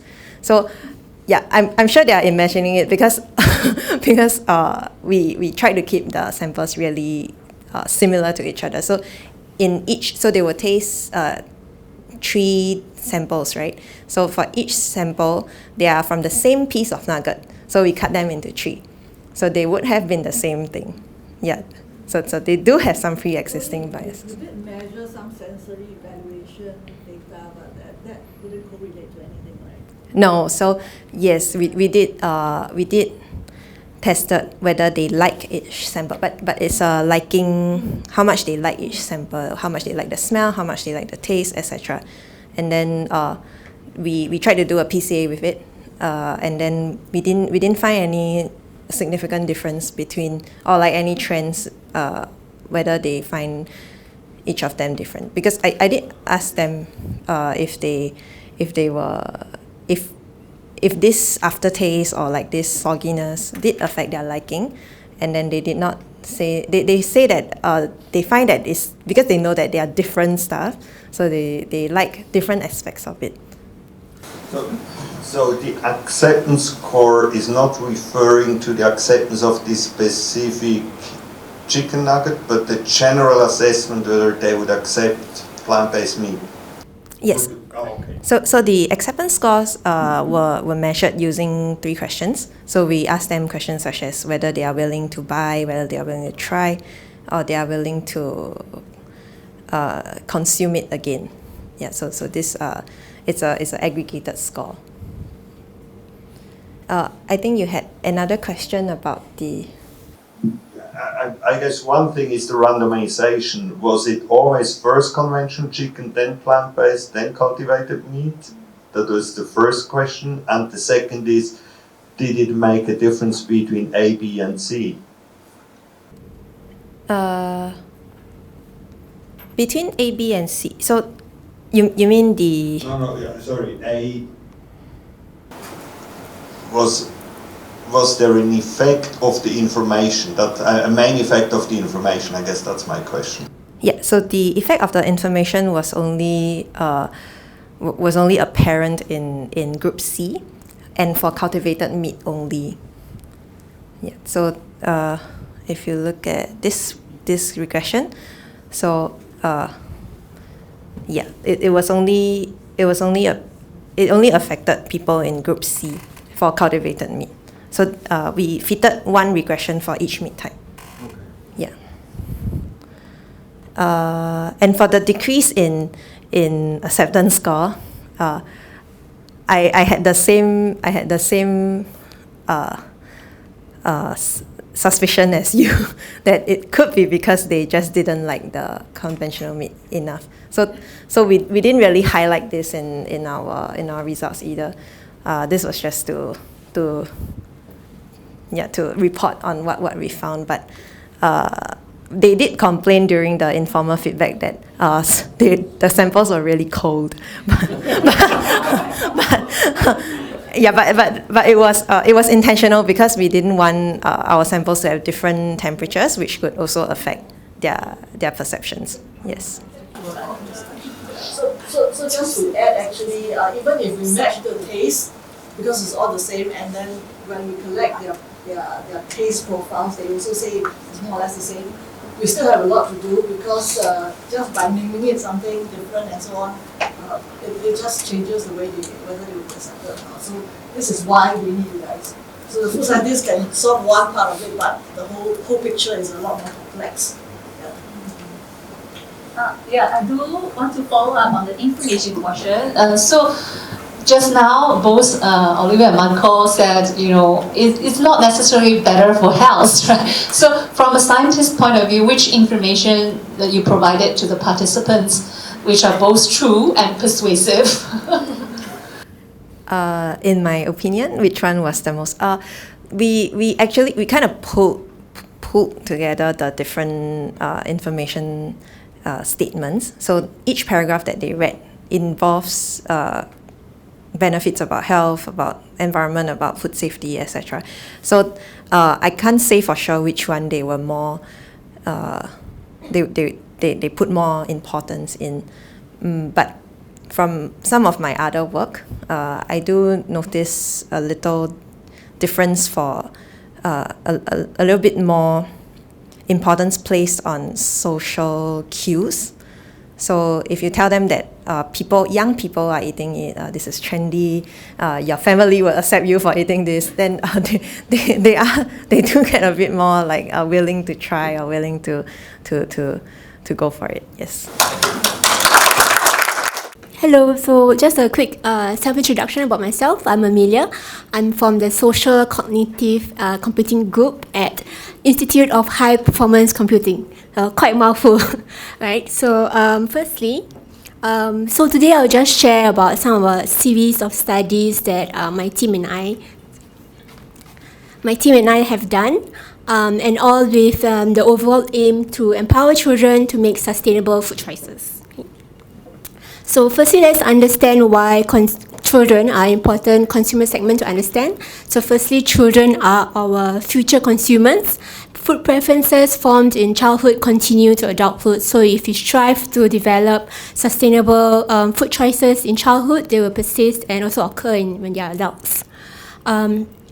And within the Singapore context, it will also help to reach our 30 by 30 goal. So where our nation is trying to strive to reach 30% of the nutritional needs locally by 2030. So adolescents today, they will be 5 years later. So if they choose to purchase or choose to consume sustainable future foods now, then this has a positive impact in our nation's goal. Then I also want to introduce to you this concept called pester power. So children actually have a significant influence on their parents, and so getting children on board with good food choices can impact their family and beyond just themselves. Yeah.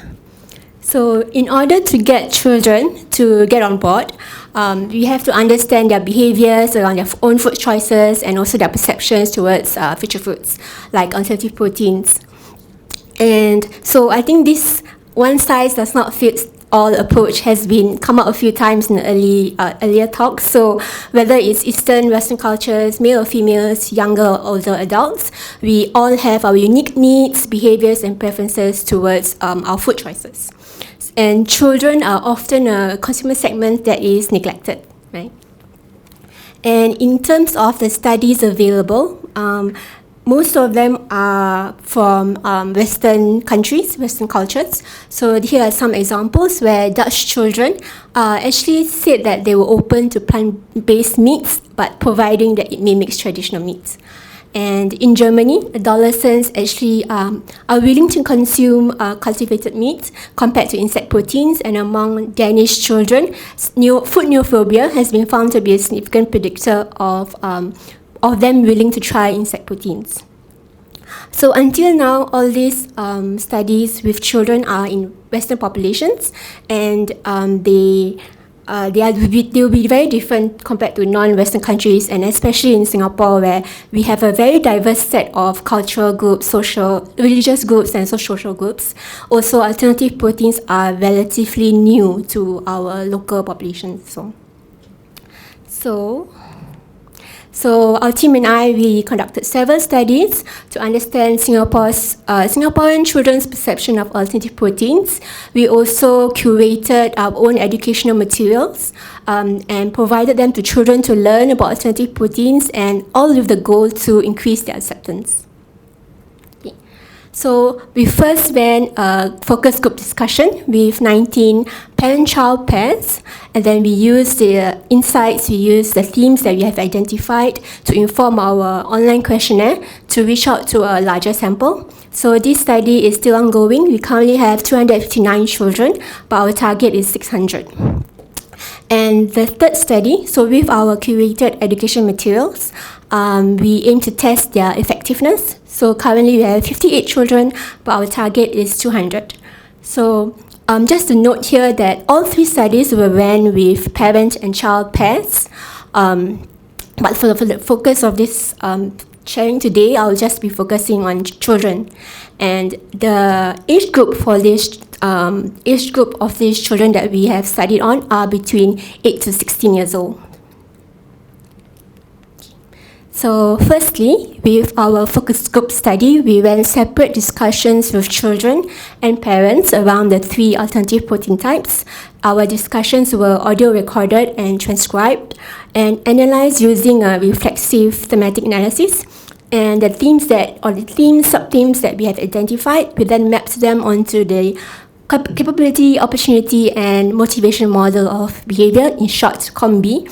So for those who are unfamiliar, this model posits that so for behavior to occur, they have to feel capable and motivated, and they also must have the opportunities available to them. So capability will refer to factors like physical and psychological needs, so your cooking skills, your awareness, your knowledge of it.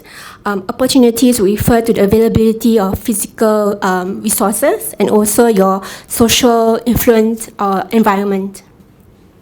And lastly, motivation will refer to automatic and reflexive behaviors, so your emotional impulses, your emotional responses, and also your cognitive evaluations of the food choices that you are making.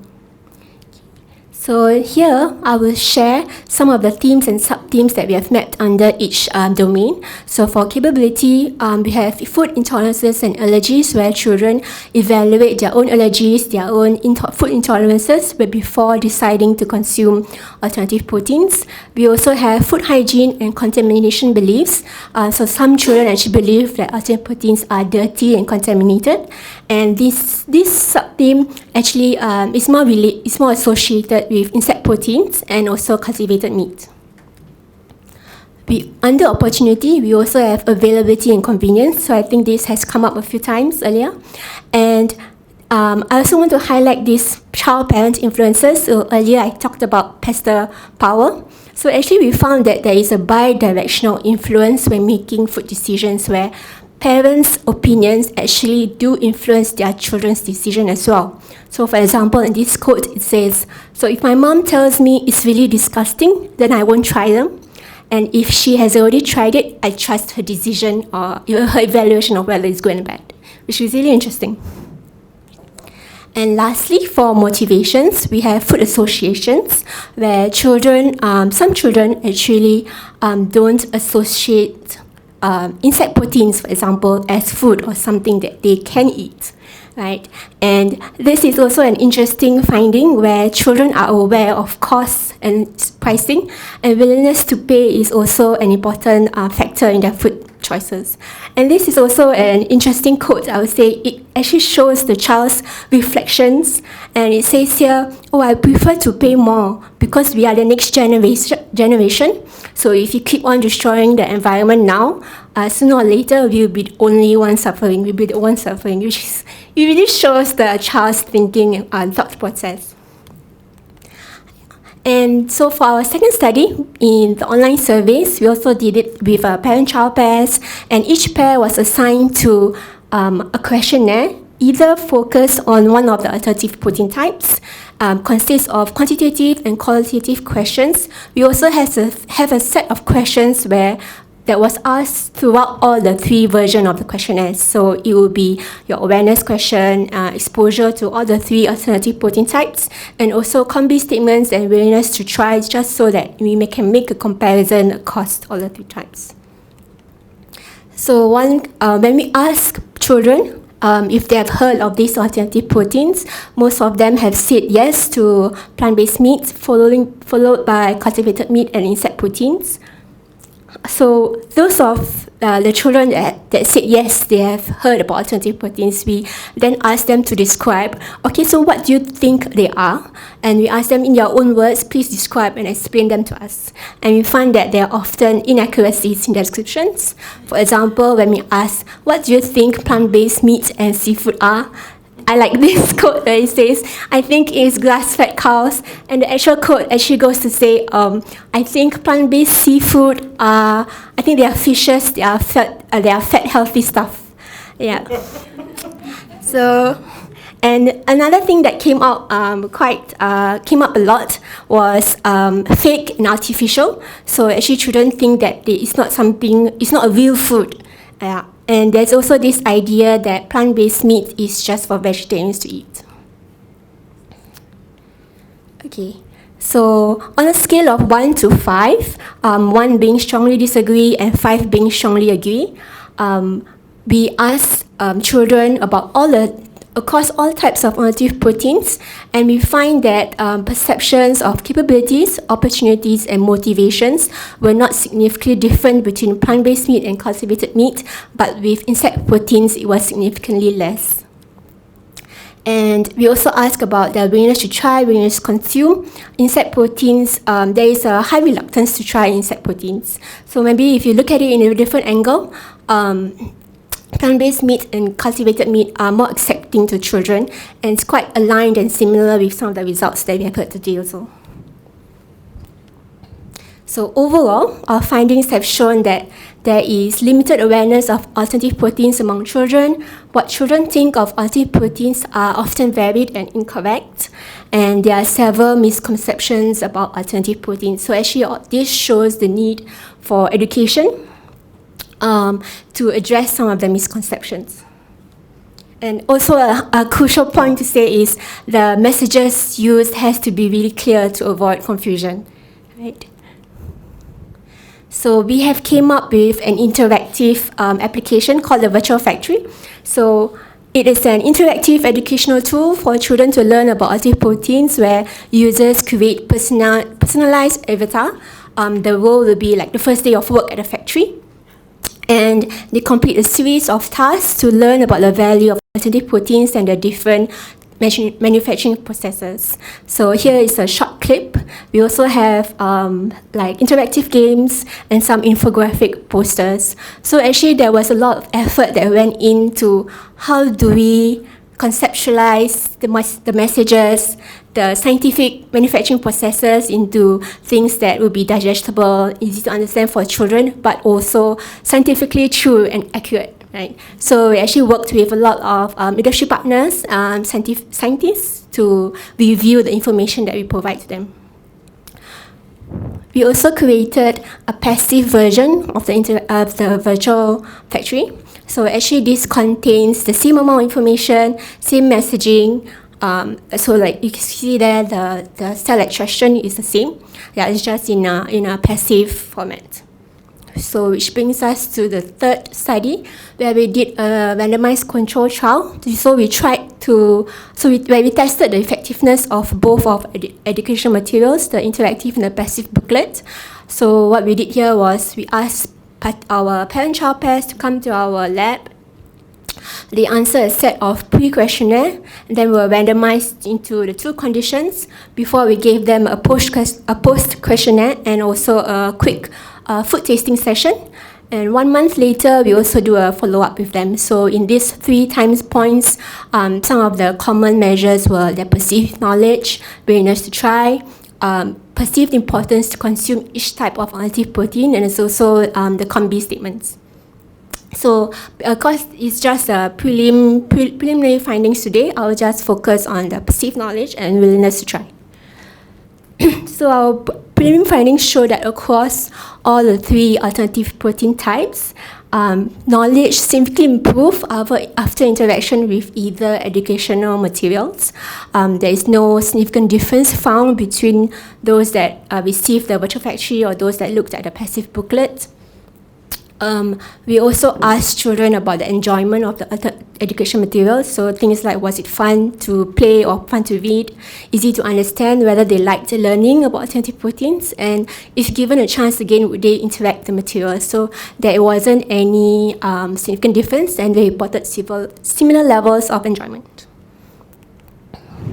So moving to willingness to try, it was reported that the willingness simply improved also after interaction with either materials, with also no significant difference found between the two conditions. So when we asked them if they were willing to try or not, we actually provided them the opportunity to actually try the samples. So in the questionnaire, they answered yes or no, willing to try, but when presented with a sample, would they actually try them? And we also measure their actual intake, the amount that they eat. So here are the 4 samples plant-based samples that we provided them. So the first is a plant-based fish fillet, a gyoza, chicken nugget, and a plant-based beef patty. So the average liking and actual intake, there were no significant difference between them. Okay, so in conclusion, to summarize, our study have shown that education does help in building confidence among children, knowing alternative proteins and their confidence in trying them. Right, so our studies are still ongoing, and we are looking to further examine some of the other impacts. And we hope that our education materials increase children's exposure to alternative proteins and empowers them to become advocates and support sustainable foods. So this is a paper that we have done for the focus group discussion, our first study. So it's accessible here if you're interested to read. So it's currently under review, but it will be out very soon, the full paper. And this is my team. I'm representing them today, so I hope I did a good job. And we are led by Dr. Amy Pink. And my contact details, if anyone is interested to reach out to me. And thank you so much for listening.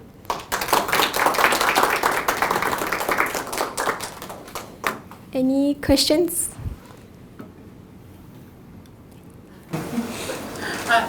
I'm always interested in messages. So, yeah, I just wonder, you found that at least the preliminary finding is the passive booklets works as well as the virtual factory game, right? So could I say that the booklets might also work on adults, right? Because although you focus on children, right, maybe they also work on adults. And also, why do you think a virtual factual game isn't, we put so much resources designing a game, why it doesn't produce higher impacts? Okay, so for your first question, so we do actually present, so we did a study with parents as well, but for parents, you only presented the passive booklet to them. They weren't given the interactive. And so we haven't analyzed the findings with the parents yet, so we don't know yet how effective it is with their knowledge and willingness to try. But I've received some in-person feedbacks from them. They were really interested in the passive booklet. They really found it informative, and they liked reading it. And for your second question, so it was actually a discussion among internal team also. So one of the reasons they were saying is because the passive booklet was too entertaining, too attractive. Lots of colors and illustrations. Like it wasn't like a textbook version, just text-based, Yeah, there were lots of bright colors, so that could be a factor. So. Thanks a lot for your presentation. So, I am wondering why you have not included a control group. I mean, first of all, we do not know whether the responses would have changed just because if you fill in the same questionnaire later on. And then we do not know whether it had an impact on the amount of food consumed because you do not have a control group, what would happen without any information. So I think during the discussion with Amy and the other co-Is, the control group was part of the discussion as well. But because of I think the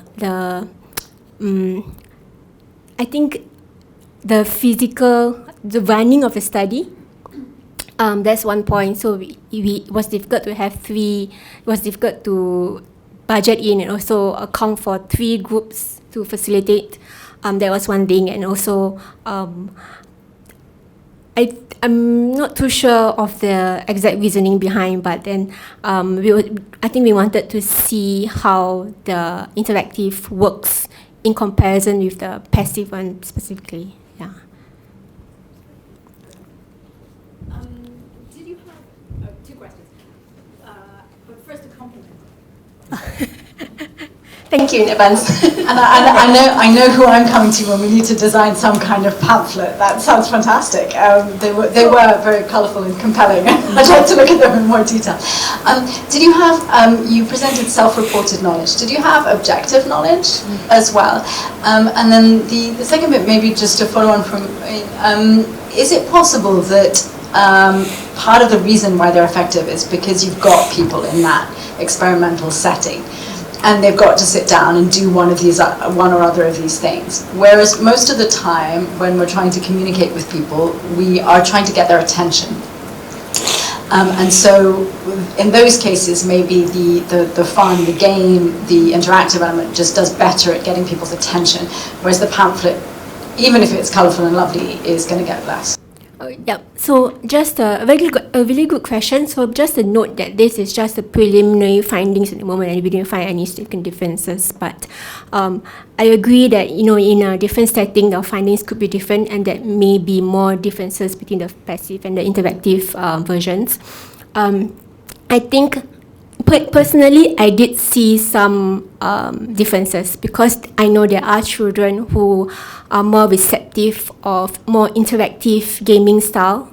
So there was this child that was given a passive booklet, but he was so stressed when he looked really stressed, and he was really stressed when he was reading the passive booklet. He looked so bored. So I think this could be, it's just one child, so I think there will be some differences as well. And to your other question, whether the objective knowledge was tested, we actually were given them quizzes. So at the end of each chapter, or we call it each room for the interactive factory, either the plant-based or the cultivated insect proteins, we were given them a list of tests to see whether they were actually paying attention. So this was just a perceived knowledge. So whether they got the facts right or not, it's just we haven't analysed the findings yet. Yeah. Yes.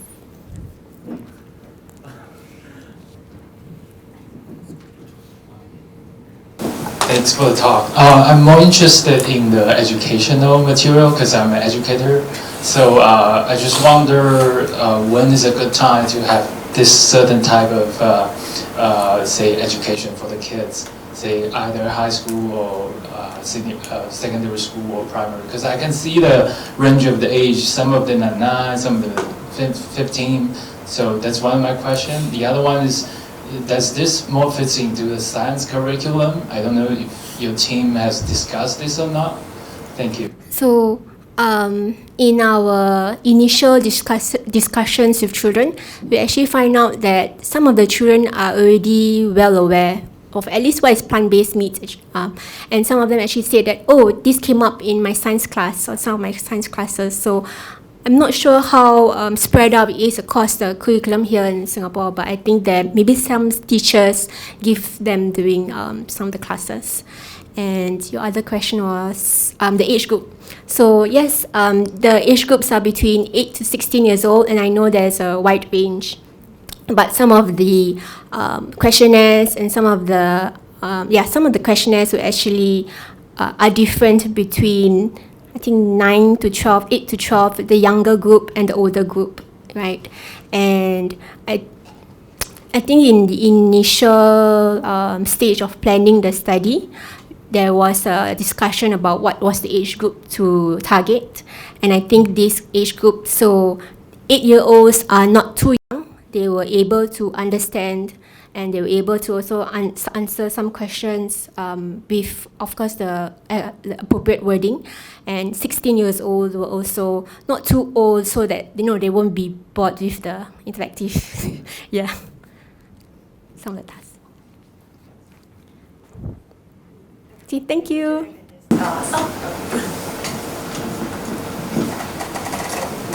I'm just wondering whether you have any insights, because you have parent-child pairs for your focus group discussions, right? And then for the children, they also did have very positive feedback about like environment and stuff.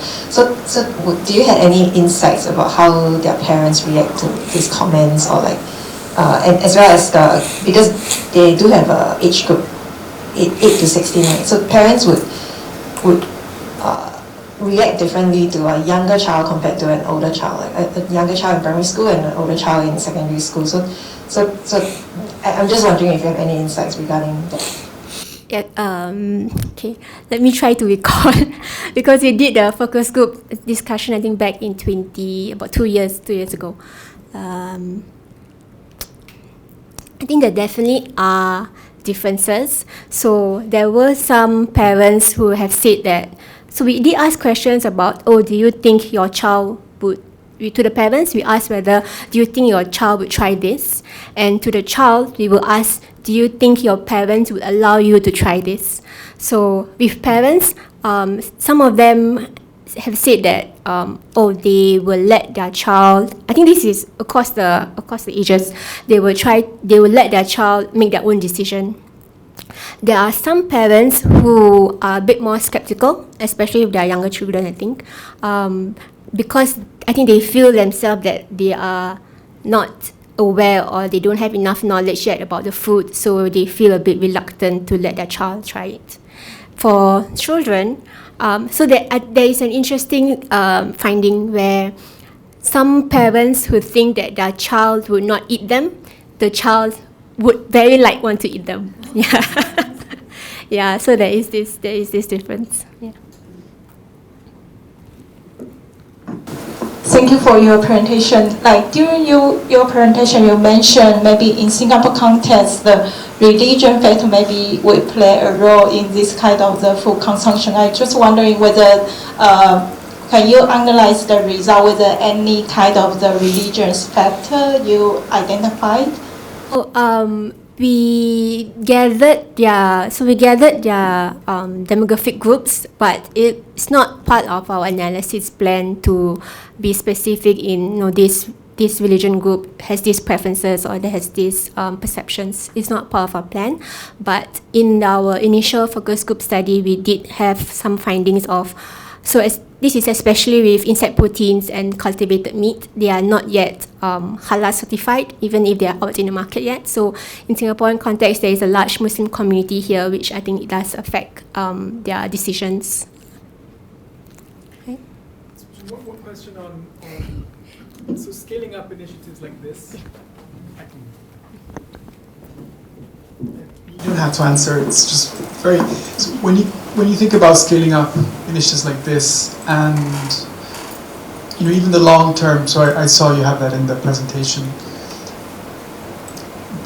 Would it make sense to try and recruit? Maybe you are doing this already more broadly, because A-star is science, right? It speaks to your question, right, of science and tech, right? Tech is not a seller. But also get HPB, the Health Promotion Board, MOE. And then a sustained education, and bring in the nutritionists, and maybe not only just stay with these novel proteins, but just conventional plant proteins like lentils. And this is something I'll speak about later. Right? To what extent do parents understand the nutrition properties or profiles of existing plant proteins? I'm just thinking how to make this a more, not just so sciencey and techy, but also with nutrition, and it's the social sciences. So this is more going forward. It's sort of an agenda. It's not something you have to answer. So actually, I think it's part of our team, or actually Amy's plan moving forward. I think she has these concerns as well. A lot of people have shown interest in our education materials. The next step forward is how do we bring that out? Maybe, Very good. Thank you very much. Thank you for the questions. I appreciate them. Good afternoon, everyone. Wonderful sharing of research. I'm very excited. So my name is Wei Yu. I am a communication scholar. I also funded and direct a lab called Civic Tech Lab. So the lab focused on the civic aspects of cutting-edge technologies. We started from information communication technology, but now we also move to more scientific, like novel food technologies, right? We want to involve citizens in the development and decision-making about these cutting-edge technologies. That's our approach, right? So I first want to thank my team over there, mostly my students and visiting students who have been working on this with me for almost 2 years, right? Before that, before I was introduced to food science department, I had no clue about novel foods, to be honest, right? But my last 2 years, our whole team were just working on this. So today, we want to share a very recent study we just completed over the end of last year break, right? Thanks to one of our team members, Bing Yan. Bing Yan worked non-stop during the holiday. So we have the analysis of these computational research. So we focused on public discourses regarding alternative foods through analyzing Facebook public pages posts over a decade of period, 2014 to 2024, okay? So you probably have noticed that we didn't use consumers. We have talked about a lot about consumers in the previous studies, but we used the publics because we felt that there's some difference between the two terminologies, right? So for consumers, most of the time, we care about their purchase behaviors, whether they're going to pay, right, or whether they're going to not going to pay, right? So that's the single decision we are interested in. And when we talk about consumers, we often sometimes care a lot about their individual preferences, individual psychological characteristics that might influence their behaviors. But to us, right, to communication scholars, every problem is a communication problem, right? That means we are social animals. Before we make a decision about purchase, there's a long way, really, a long way leading to that simple decision. We have to talk to our family members, we look through social media posts to make sense of this issue. Probably have never heard about it, right? Or we probably don't care about this at all, right? There's a lot of things we need to figure out through looking at how the public talk about the issue, right? And how different types of publics, right, engage in the discussions with very different views. There might be controversies, there might be heated debates, right, between different types of publics. So that's the motivation behind analyzing public discussions through social media, right? So this is our method. You know, we were lucky we had access to CrowdTangle, the official Facebook data platform, which has already closed in August 2024. We had 10 years of data. We used 2 sets of search keywords in English to search through their databases. As you know that, there are basically 3 major types, right, of alternative proteins. We've decided to focus on 2. One is plant-based, and another one is cell-based alternative protein foods. We actually have data on insect protein as well, but we haven't got a chance to analyze. After data cleaning, right, we had over 240,000 posts for plant-based AP food and close to 40,000 for cell-based data sets. So what we did with the data, first we ran sentiment analysis, right? We want to understand the sentiments, positive, negative, neutral, expressed in these public discussions. We used 2 sentiment analysis models, using one as a robustness check for the other one, right? So after analyzing sentiments, we look at topics, right? So under these 2 very general issues, what exactly are the subtopics or the focuses of the discussions? So we use the very classic topic modeling method, LDA, to look at the content. And for that reason, we had to exclude non-English content. Okay, so that's basically the research methods we have used. Let me now share with you some of our findings. I think it's very interesting. So first, we want to know the amount of public attention on the issue. People may not care about the issue at all, right? Unlike most of people in this room, right? So we used 2 indicators, total number of posts and total number of interactions. Interactions refer to like, share, comments, right, on Facebook. So we have 2 issues. the plant-based ones and the cell-based ones. So what messages do you read out of these graphs, right? Let me try to share with you our interpretations.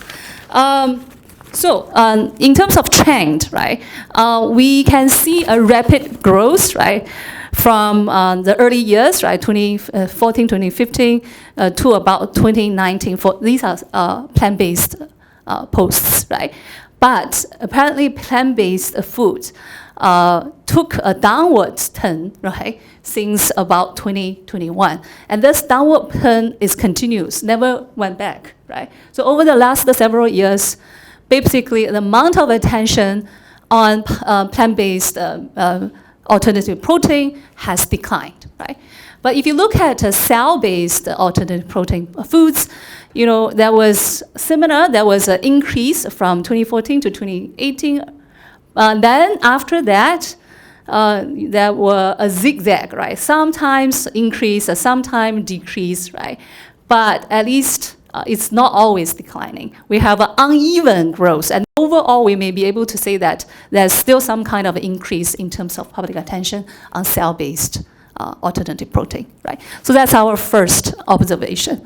What does this mean? We're going to try to interpret these results later on. We also were interested in the global distribution, right, of these so-called public attention.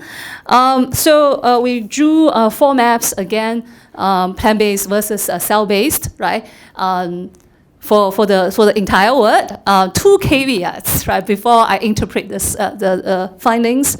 The first one is Facebook is not as popular as in any country, right? In some countries, they are much more popular than other countries, right? So that's one thing. Second, we have to be aware that not all countries speak English, right? So our findings only refer to the English-speaking part of the world, okay?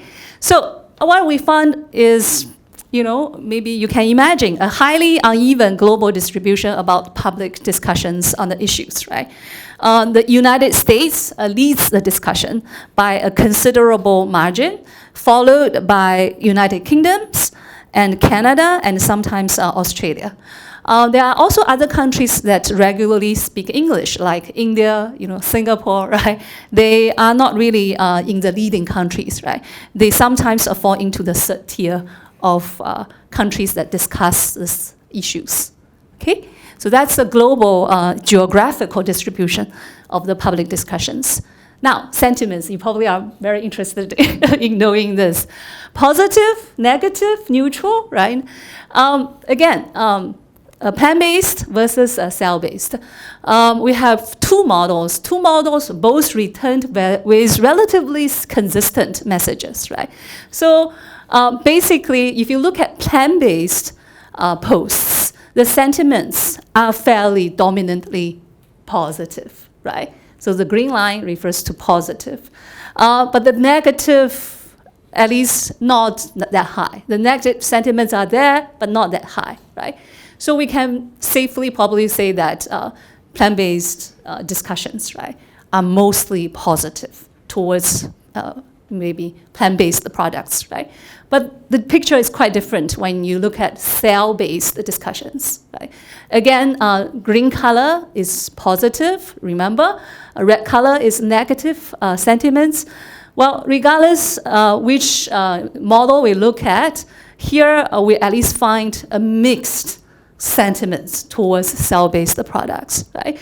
And in certain years, right, in this recent years, 2023 and 2024, according to this particular model, and this model as well, right, negative sentiments actually exceeded positive sentiments in cell-based related discussions. That's a worrying signal, I felt, regarding cell-based products. Okay, let me continue. Topics, okay. So we ran topic modeling to find out what people are really focusing on when they mentioned these keywords, right, in their public posts. So our LDA actually generated more than five topics, but for the ease of us to understand what's really going on, we further categorize the topics into 5 categories, right? So basically, for plant-based content, and for cell-based content, there are some common topics, right? The common topics include product types, right? Are we talking about, you know, plant-based eggs or fish or meat, or even, you know, hair care or hair skin care products, right? That's one topic the discussions focus on. The second one, common topics between plant-based and cell-based, ethical considerations, right? This one, right? You know, protection for animals, right? Helping environment, you know, reduce violence maybe on animals, things like such, right? Ethical concerns are a common topic, right? Another one, business dynamics, right? Business dynamics, you know, investments, consumers, all of that is only one of the 5 big categories, right? When we discuss these 2 issues on Facebook. Okay, so what's really interesting under plant-based content are basically these 2. So under plant-based, we find a lot of discussions on menus and recipes, right? When we looking at, we were looking at the data, right, manually, we found lots of posts just sharing menus, right, that would incorporate recipes that would incorporate alternative-based, alternative protein ingredients, right, in their recipes and menus. So that's another topic. Then this topic is also very prominent in plant-based content, but not as much in cell-based content.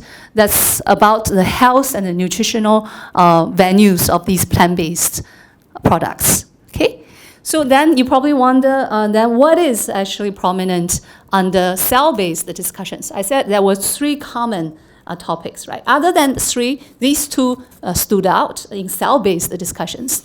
The first one is regulations and laws. Basically discussions about whether we should approve this stuff, right? Is this, how do we regulate it? How do we label it, right? You know, labeling, ban, all these keywords showed up under this group of discussion. And another one on research and technology. Apparently there's still a lot of uncertainties about this technology per se. Is this technology still ready, right, mature enough actually to provide us consumable products, right? So lots of research talking about this, lots of discussions talking about this as well, right? So these are the 2 different sets of topic modeling results. Am I going too fast? I'm fine? Okay, all right, so the last set of analysis actually focus on social actors, right? You probably wonder who are talking about alternative protein, right? Who are pushing for it? Who are negative? Who are positive, right? You know, so in order to answer that question, we look at the pages, the authors of the posts, right? The pages themselves. So the Facebook pages, you know, when you set up a Facebook page, you have to self-categorize, right? You have to say, oh, I'm a research institute, I'm a research lab, right? So I probably fall on the this category called research and university, right? So based on this data, we can further so-called categorize pages and understand which kind of social actors they are. Facebook itself provides us hundreds of raw categories, right? So you look at the data, it will tell you, oh, this is a university, this is a research lab. But 400 or 500 categories are not very helpful for our analysis. We did a manual coding to further collapse the 400 or 500 categories into only six big social groups, right? Let me tell you what the 6 are. So the first one, we called it media, right? You know, you can imagine media, right? Newspapers, TV, you know, music studio, things like such, media. Second, enterprise and industry. You know, those pages that declare that, you know, I'm a company selling this product, or I'm a restaurant, right, selling food. Organizations, social organizations, basically, non-business social organizations. Government, right? That's easy to understand. Person, right? Person is a very interesting category on Facebook. They often refer to individuals, including celebrities, right? You know, they would call them persons. Lastly, technology and research, right? Those who build this stuff. Okay, so we look at the page categories, right? And so-called amount of attention or the amount of posts that are produced, as well as the sentiments of their content. You can see that 3 categories had produced a lot of posts and also attracted a lot of attention. Media, right? You can imagine media is a business of attention, right? Enterprise and industry, as well as organizations, right? But if you look at the tones of their content, right? Sentiments here, right? Also sentiments here. Media actually did express quite a bit of negative sentiments, right? Towards both type of alternative protein foods, right? Especially cell-based alternative proteins, right? That's one prominent finding. Another one I circle here that also worried me a little bit is basically the sentiments towards cell-based foods by person, right? Individuals, including individual opinion leaders, right? If you look at the bar here, the negative sentiments basically exceeds, right, their positive sentiments. So the individuals actually are not very foundable about cell-based proteins, right? So, okay, let me continue with page categories, focus on different topics, right?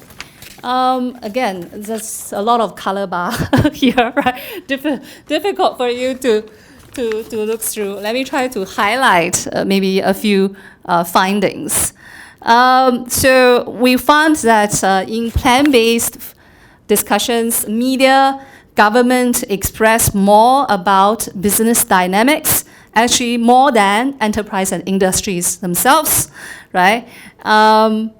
There were also, for cell-based food, right, there were heated level of ethical concerns among basically persons, again, the individuals, right? So ethical concerns occupies the largest proportions among persons' public discussions on cell-based food. I think this finding corresponds to maybe the previous finding, right? The previous one says persons are worried, right, about cell-based food. They are negative about cell-based food, right? Maybe it's because they're concerned about the negative ethical implications of cell-based food, right? All right, so I think I'm going to now tell you the takeaway messages, right? We saw a continuous decline of public attention on plant-based alternative protein foods. But this may not be bad news, right? When I try to think about this finding, this may not be bad news. It probably means that plant-based food have been so popular or so common, right? They are incorporated into people's daily life. So there are not much controversies regarding this, right? So there's no need to talk a lot about these foods, right? However, we have cell-based alternative protein foods that seem to be more controversial and also more split in terms of sentiments. This may be because the technology is still in its very beginning stage, right? So public actually doesn't have consensus, right? Doesn't really have consensus regarding this type of food. That's why we see discussions going up, trying to figure out whether we should think cell-based alternative protein foods is a good thing or bad thing, right? Global distribution of attention, right, is highly uneven, which means a lot of work to be done in some parts of the world, right? Such as Asia, right? We should do a lot more work to raise the public awareness about these technologies. Lastly, media organizations and enterprises/industries are the leading actors in terms of producing the amount of content and attracting public attention, right? But persons, individuals, right, they show the most negative sentiments towards cell-based foods. We really have to reach out to these new so-called 市场者 or new generation of opinion leaders, right, if we want to influence the public. Okay, so I'm going to stop here. Yeah, I have some more details about research methods, just in case you are interested. Right. Thank you. Thank you for listening.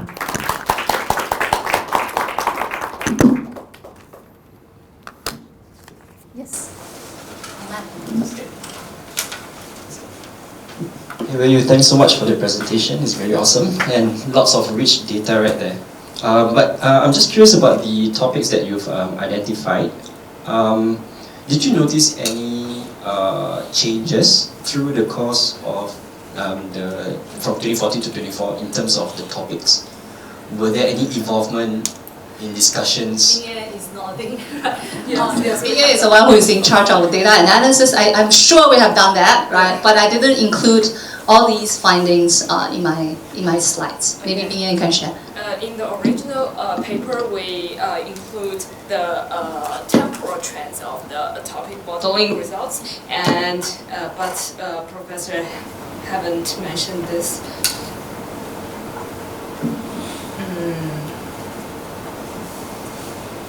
I mean, if you don't have the data, it's okay. Definitely share with you later on. Yeah, fine. We can do it. We have done this, and yeah, actually, for plant-based post, the most prominent type of the topic is business menu and receipts, and they are the proportion of them are very high from 2014 to 2024, and they focus less on the ethical concerns from 2014 to 2024. And the proportion of the health and nutrition type have decreased from 2014 to 2024.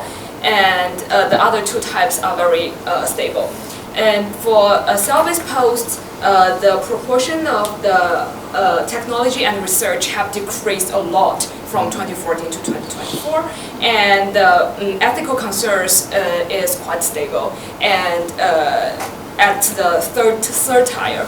And regulations and laws are very unstable, and business dynamics is very low from 2014 to 2024. And we have done a lot of analysis about them, but we don't have enough time to present all of them. Thank you for that. Because it's really interesting to see how the topics evolve. Because I mean, I believe you would have captured events that are related to time points. I mean, for probably plant-based and cell-based proteins. So, for example, like in June 2023, US approved the sale of cultivated proteins. So I would believe that's why there are increased conversations about regulations and policy, perhaps. Any comments on that? Yeah, I think that's a great idea, right? We are now reading the literatures, including Michael's literatures, to figure out these significant events, right? I don't think we can do a very precise statistical analysis to correspond the events and our findings, but it will be very helpful to know why at certain points, it jumped a lot, and why after, certain years, it starts to fluctuate, right? I think we will try to look at these background information and make a connection as well, right? Yeah, maybe I just want to make a comment. Yeah. Because in food science domain, we often, thank you.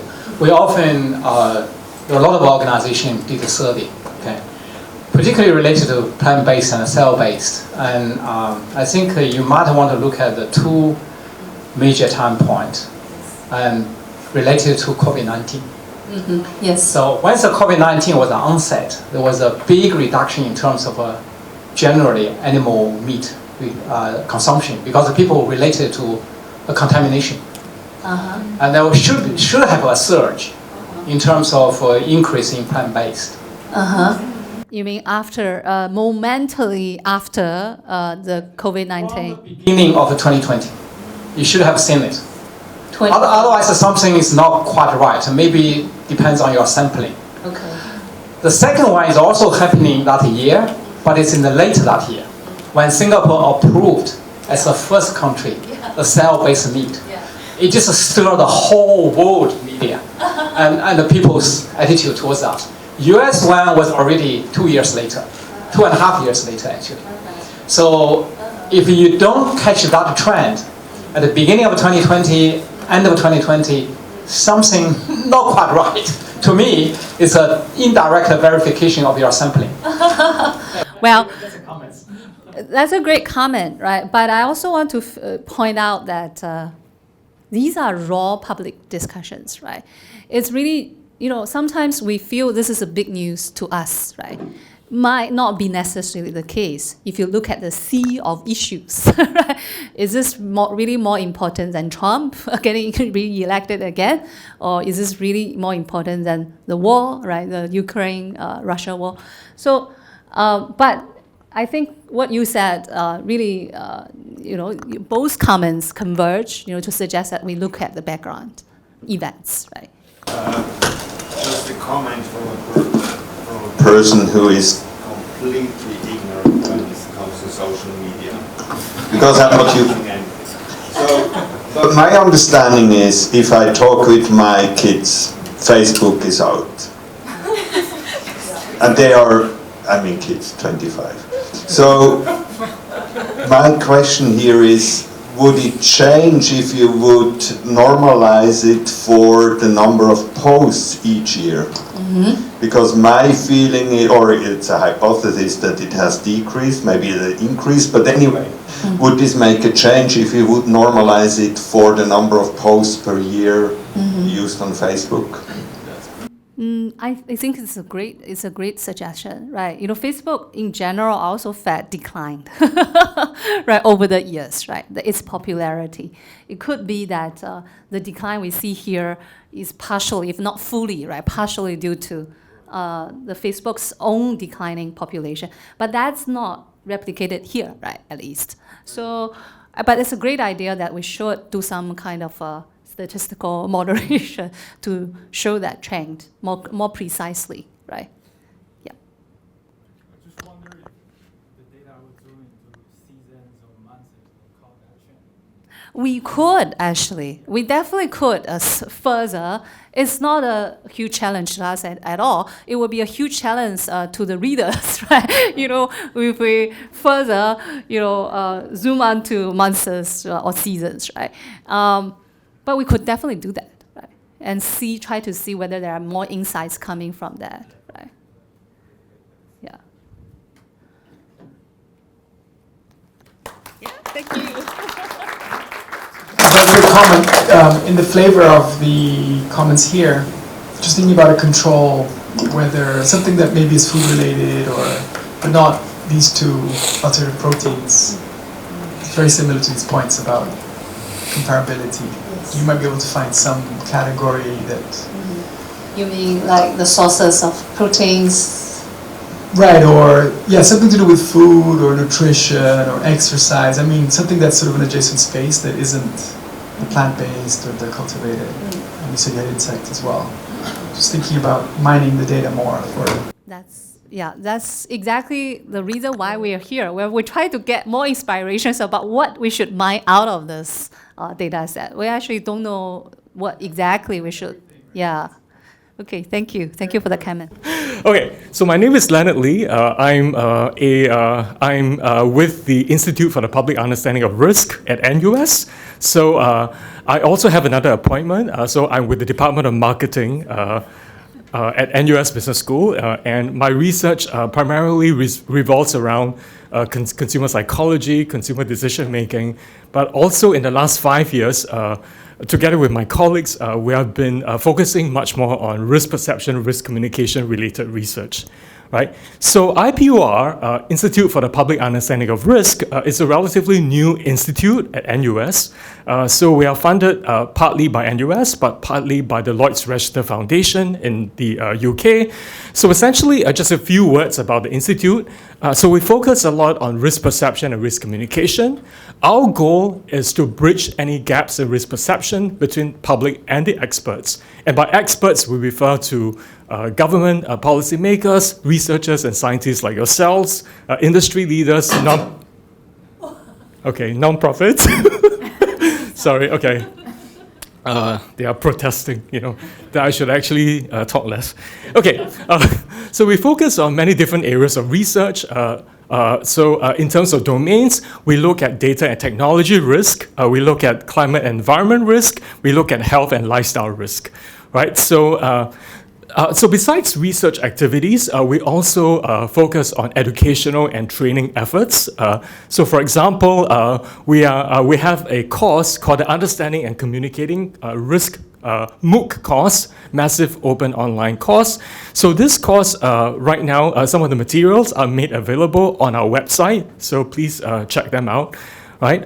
We are also developing a risk know-how. We have also developed a risk know-how framework, and so this initiative, it's with Sense About Science in the UK, and the focus really is to develop risk know-how and improve risk literacy among the community, the publics, right? And we do this by working with risk practitioners, right? Who can then share the best practices among themselves across different domains. Besides that, we also have non-periodic reports like using AI to support healthcare decisions, and we also have a series of outreach and activities, just to engage with the public. So for example, a few years ago, we had the privilege to co-host the Understanding Risk Asia conference. So this was supported by the World Bank. We also have conferences such as the Risk Quotient Conference. So earlier last year, we collaborated with the University of Melbourne. So we did this with the Melbourne Centre for Behaviour Change, and the focus was on intersecting risk, perils, perceptions, and possibilities, right? So this is actually a topic that is extremely relevant to the things that we have been talking about and we are talking about today, right? And finally, this is an initiative that we collaborated on last year with the Ministry of Sustainability and Environment in Singapore, as well as with colleagues at SUTD, right? So Singapore University Technology and Development. And so we launched the Net Zero report, and along with a guide to help to inform the public regarding the concept of net zero and what they can do to fight climate change. So Olivia will be sharing much more on this initiative later, right? So let me take a breath. So we are faced with lots and lots of risks. So in fact, as I was telling some of my colleagues when we're working on some of these different projects, I can't help but feel afraid, but at the same time, I'm also very hopeful because we are doing things that hopefully can actually help to alleviate some of this risk that we are facing in society, right? And so, oh, that's fine. No, it's okay. I think I'm overcompensating here because I slept so little last night, but it's okay. Yeah, I'll keep going. Okay, so so this is a picture that I took from one of the websites, so I wouldn't be surprised if many of us have not heard of this product. It's called the Ultimate Protein Bar, and this is actually a local brand, and it's protein bars made of insects, right? And so, well, I mean, from the surface, it actually looks like any other protein bar. So it has flavors such as peanut butter crunch, mixed berries, matcha, and so on, right? Matcha, my favorite, yeah. Okay, and as what Hyman said, right, so earlier, right, so Singapore approved like 16 different insect species for food, and And so the question is, how is this going to be received or accepted by the general public, right? And so I think all these are important issues and questions, and it is really our privilege to have the opportunity to work with the Bezos Centre on exploring and examining some of these responses that consumers might have to different types of alternative protein products, right? So, so this is actually a paper that was written co-authored by one of my colleagues who unfortunately cannot join us here this time. She's already in Melbourne, by the way. Right, so Yiyun Shou. So Shou Yiyun, so she's our lead scientist for health and lifestyle. So she wrote a paper on comparing people's responses to different types of alternative protein foods in Singapore in particular. And if you check out this paper, actually a lot of the results very much align with Hyman's results that he shared with us just now. So this is a picture that I took from the paper, and essentially like what Hyman has shared with us. So people's acceptance in terms of rank ordering, it's a plant-based meat more accepted than cultured meat, followed by insect-based products, right? But an important message is that different factors actually drive people's acceptance to each of these different types of products, which then suggests that there could be different types of interventions that we could use to promote the acceptance of these different types of products. So I'm not going to butcher this paper. So if you're interested, please do check out the paper, right, that came out just last year. Okay, so I think while thinking about alternative proteins, I think it's also important to think of the broader risk environment that people are living in, right? And the extent to which they care about the different types of risks that they are facing in their everyday lives. So this is a project that we did with collaborators in South Korea as well as China. We collected data from more than 2,500 participants in 3 different countries, and we look at what type of risk they actually perceive to be high in the society, the perceptions of who's responsible for mitigating some of this risk, and a whole bunch of other questions. So if you're interested, do check out some of these reports that we already posted on our website. One thing to note is that you can see just fun facts. Singapore, South Korea, China.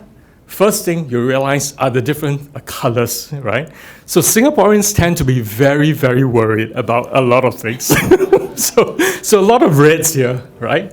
But also you can see that across the 3 different countries, the relative amount of risk that people attach to different sources of risk is a little bit different, right? So for example, Singaporeans do care to some extent on the health, and also data fraud theft, right? So that's ranked quite highly. In South Korea, the one that really stood out for the South Koreans, it's environmental pollution, right? In China, interestingly, it is food safety, right? So I think it's interesting and important to really think of, how these different considerations might affect or color their acceptance or the perception of alternative proteins, right?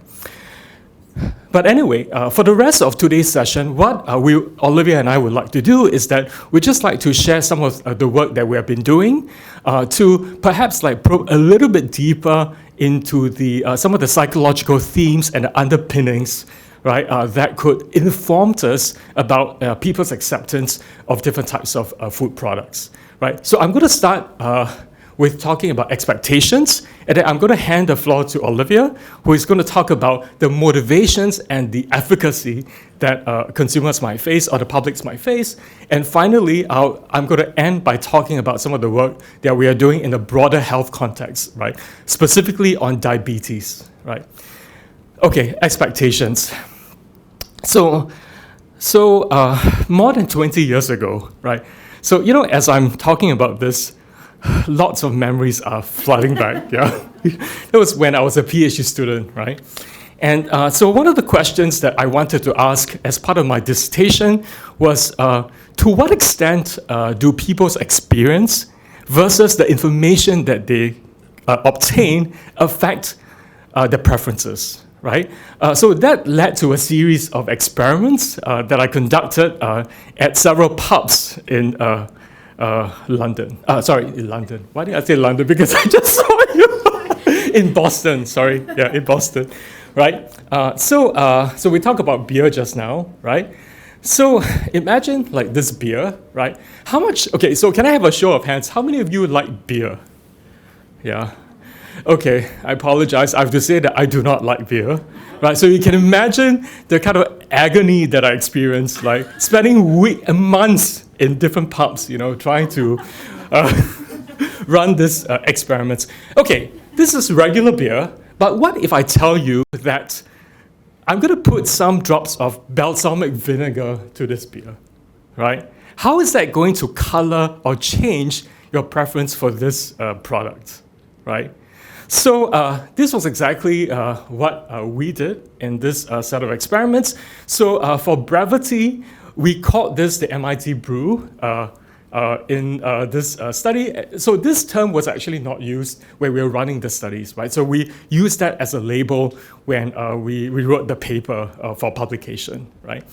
Okay, so we ran this study, and so this is what we did, right? So in each of these experiments, we approached actual consumers or customers of a pub, and we asked them to participate in a taste test, right?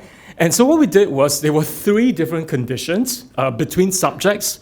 In the blind taste test condition, participants were given either a small sample of the regular beer, that's R, or a small sample of the vinegar beer, right? And they were asked to choose which of the 2 types of beer they prefer. And this was counterbalanced, right? In the before condition, participants were first told, okay, these are 2 samples. So this one contained a few drops of vinegar, right? And this one does not, right? And then they get a chance to taste, and then they choose which of the 2 beers they prefer. So to me, I think the most novel part of this particular experiment is the after condition, right? In the after condition, they first taste the 2 samples, and before they chose which of the 2 beers they prefer, we told them what is actually inside, right? So this is the info after condition. So why do I do this, right? So I did this because if information has an independent impact on your preference, it should not matter whether the information is given to you before or after. But if information has an impact, a very different type of impact, then the timing of when the information is given to you should matter, right? Okay, I'm going to show you the results of one of the studies that we did, right? So this is percentage of choice of MIT brew. In the blind condition, you will see that actually people have a slightly higher preference for the MIT brew, right? So even though with a few drops of vinegar, without knowing what they were tasting, they actually were more likely to prefer MIT brew, right? In the before condition, right, we don't have to do any statistical tests to actually show that there's a huge drop in terms of people's preference for MIT brew. If you tell them that that contains a few drops of balsamic vinegar, people liked it way less, right? So I think this very much coincide with some of the results that Chloe showed earlier, right? So if you tell them that this is like plant-based meat or this is cultured meat, oh, it's soggy, or it's like there's a strong aftertaste, right? Right. So it might influence people's taste buds when they're actually eating or drinking the beer. The interesting question is, what about the after condition, right? So we found very consistently across the different experiments that we conducted that this went all the way up to 50%, right? Right. So it seems that information provided before the consumption could actually color or contaminate your preference, but not if you have had a chance to taste it first, right? So we call this paper "Try It, You Will Like It," right? So, and this was also the suggestion by Hyman just now, right? So just give them a chance to taste this, right? And then they might like it, right? And so if you were to unpack these results, right, we could say that people have the chance to experience this product. They might also be informed through information what is actually in this product, right? So this, we call it the concept. And how do concept and experience interact to affect your preference? So in this paper, we argue that there are 3 different paths, right? Experience can have a bottom-up impact on your preference. So experience, that matters. Concept can have a top-down impact on your preference, and we call this the direct path. But what our studies seem to suggest is that there is actually an indirect path, right? So, turns off automatically. Okay. Okay. So, concept would affect your experience, and then that in turn affects your preference, right? So this is basically the paper that I did like 20 years ago. Yeah. So I think so now fast forward 20 years later, when you think of this environment where we are faced with new products, new innovations, and so on, right? So I think it might be useful to think of how our first-hand experience can actually interact with the information that we obtain, from different sources to perhaps affect whether we like or do not like a particular product, right? Okay, so with that, I would like to hand the floor to Olivia, who is going to tell us a little bit more about the underlying motivations of consumers and the publics, as well as the sense of efficacy. Yeah. Thanks, Leonard. And we're going to transition from Leonard to me via chickpeas. And now I'm thinking that all chickpeas need is a dash of balsamic vinegar in order to change people's preferences. So I come at this whole question of alternative proteins from the environmental angle. And as far as I'm concerned, what's really important is reducing the carbon emissions associated with the food that people eat. And so my first response to a lot of the sorts of problems that we've been talking about today is, well, what if people just ate less? Or what if people just ate less meat? Before we even begin to talk about sort of displacement. But I do have to wonder in this room, and as well as many, many other rooms, whether that kind of environmental motivation or putting that environmental concern first, or indeed anywhere in people's lists of kind of motivations, is justified. And do people actually kind of feel like that? And can we get people to change their behavior via environmental arguments? So I'm going to just present a little bit of work that we did on this net zero study. So on what Singaporeans feel about the net zero target and how they think, or whether they think, individuals have a role to play in meeting that target. So here's the challenge. The challenge is that 50% of Singaporeans consider themselves not just to be omnivores, but to be active meat eaters. And then you've got the flexitarians and the pescatarians and a few don't knows, and you've got just this relatively small, 5% of people who currently would classify themselves as vegetarian or vegan. So that's a pretty big challenge we've got up ahead. Is there a role for environmental preferences to try to begin to shift that? And so we studied what the public's views were on Singapore's net zero target. I was going to give you a test question and ask you if you knew when Singapore's net zero target was for, but there it is, I'll just tell you, it's 2050. And we found that a huge majority of people support that target. So they think that Singapore should be working towards it. So that's 65% of people who said they were supportive. And we've got another 17% of people who think that they would actually like a more stringent target. They would like Singapore to achieve net zero even before 2050. So that's a big, resounding, positive response for an environmental prerogative to do stuff like reduce the amount of meat consumption. But is there a link? Or do people see the link? We asked people which actions they thought were the most effective in contributing to reducing carbon emissions. And the kinds of things that people say are the most effective, so that's the one with the most pink bars, are some everyday things. They're pretty spot on about public transport rather than private transport. I think many people who study this from an environmental point of view would agree that this is the most impactful thing that an individual can do. But then they say lots of things which probably those same people wouldn't agree with, like reducing single-use plastics, which is great. I don't want to stop you doing that, but it doesn't make a big difference to your carbon footprint.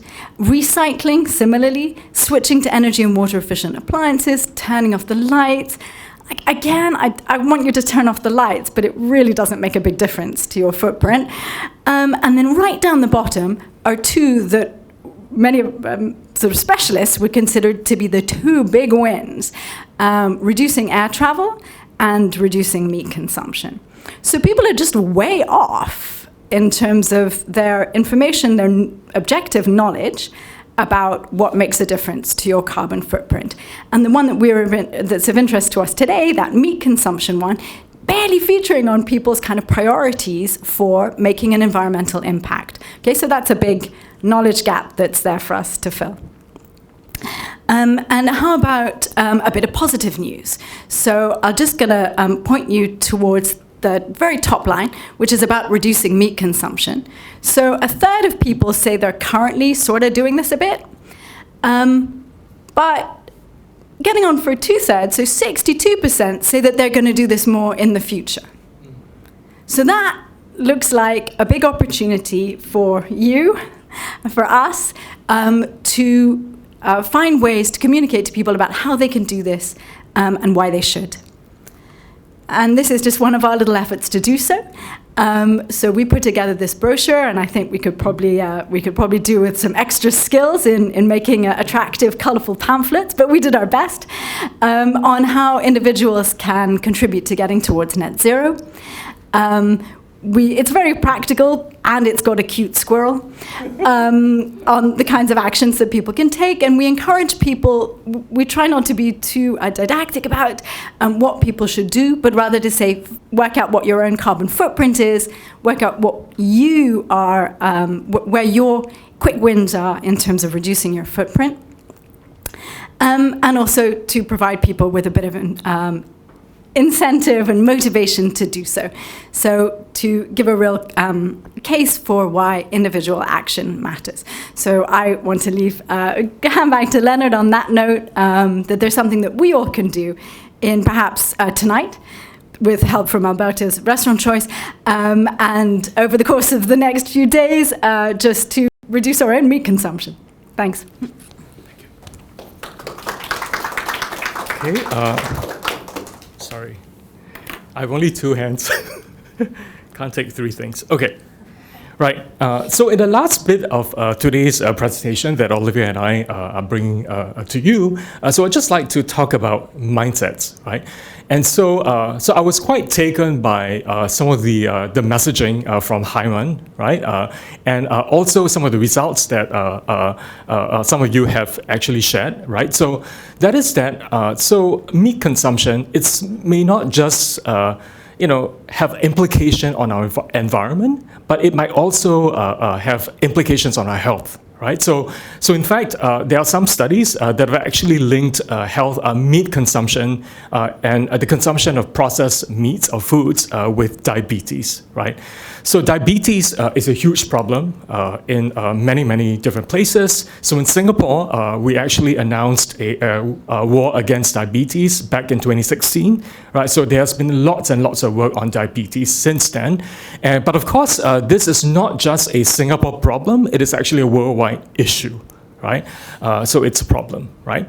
And so one of the main research areas that our institute does is to look at ways that we can actually fight diabetes through social sciences, right? And so the problem is like diabetes is a global risk that can seriously damage many of the body systems over time, right? The challenge is that it requires lots of changes, modification to your lifestyles, and not just immediate changes, but also sustained changes to your lifestyle. And importantly, it requires us to really navigate lots of barriers that we might have over the course of our confronting this disease. And this is particularly salient to me because my mom has diabetes, right? So for lots of other reasons as well, right? So when we're thinking of how we can actually apply the social sciences to to focus on this issue, we were very inspired by Kara Dwight's work. So she's a psychologist from Stanford. Many of you are familiar. So she says that the view you adopt for yourself profoundly affects the way you lead your life.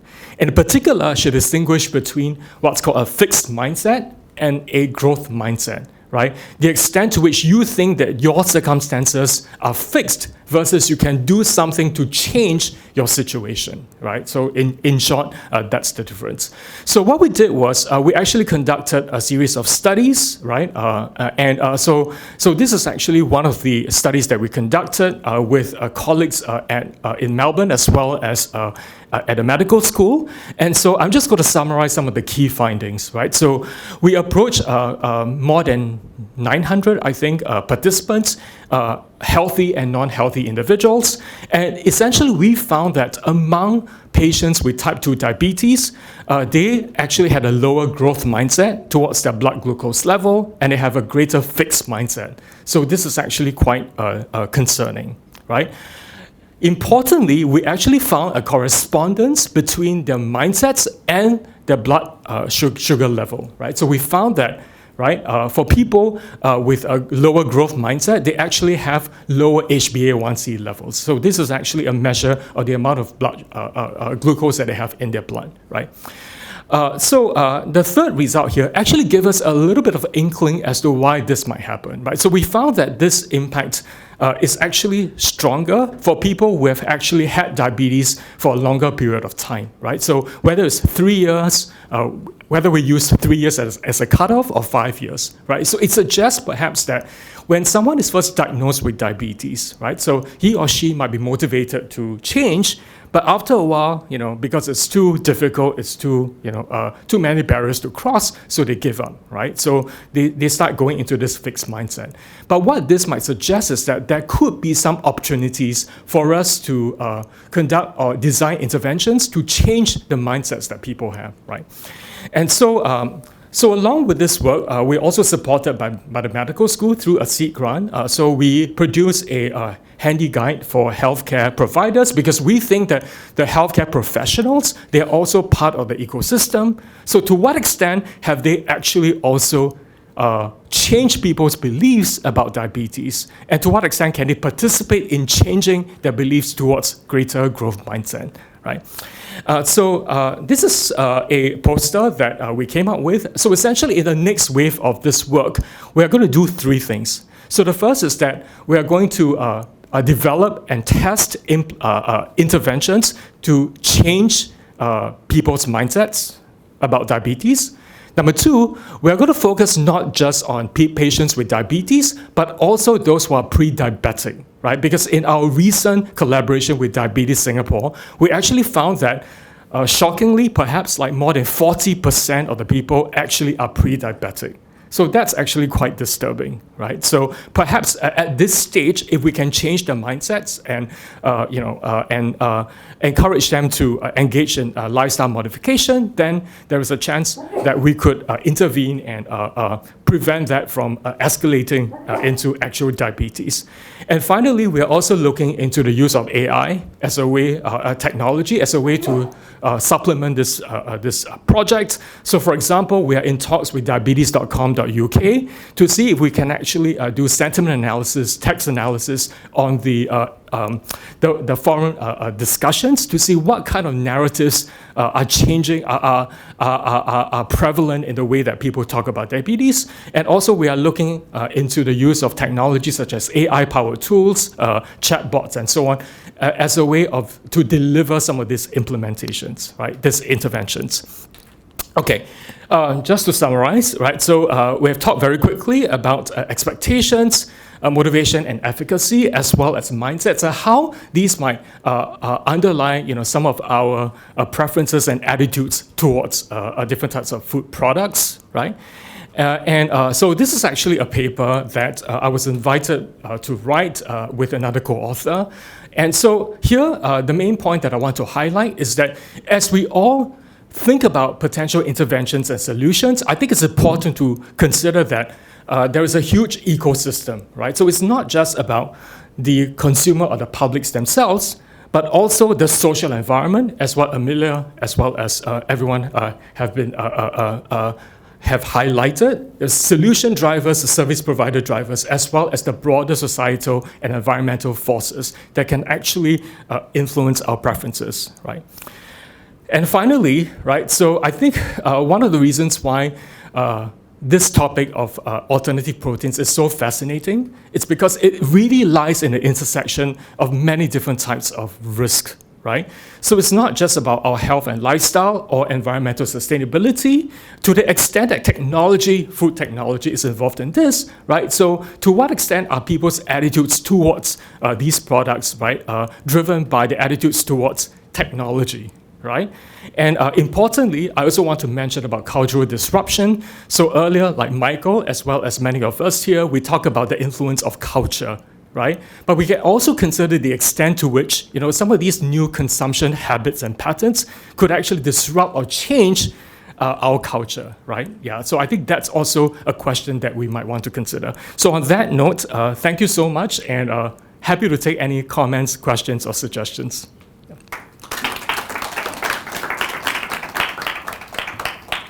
Yes, we do. Thanks for the fascinating talk. I got two questions actually. One on your beer study, the other one is on your diabetes study, because both are related to food science, believe it or not.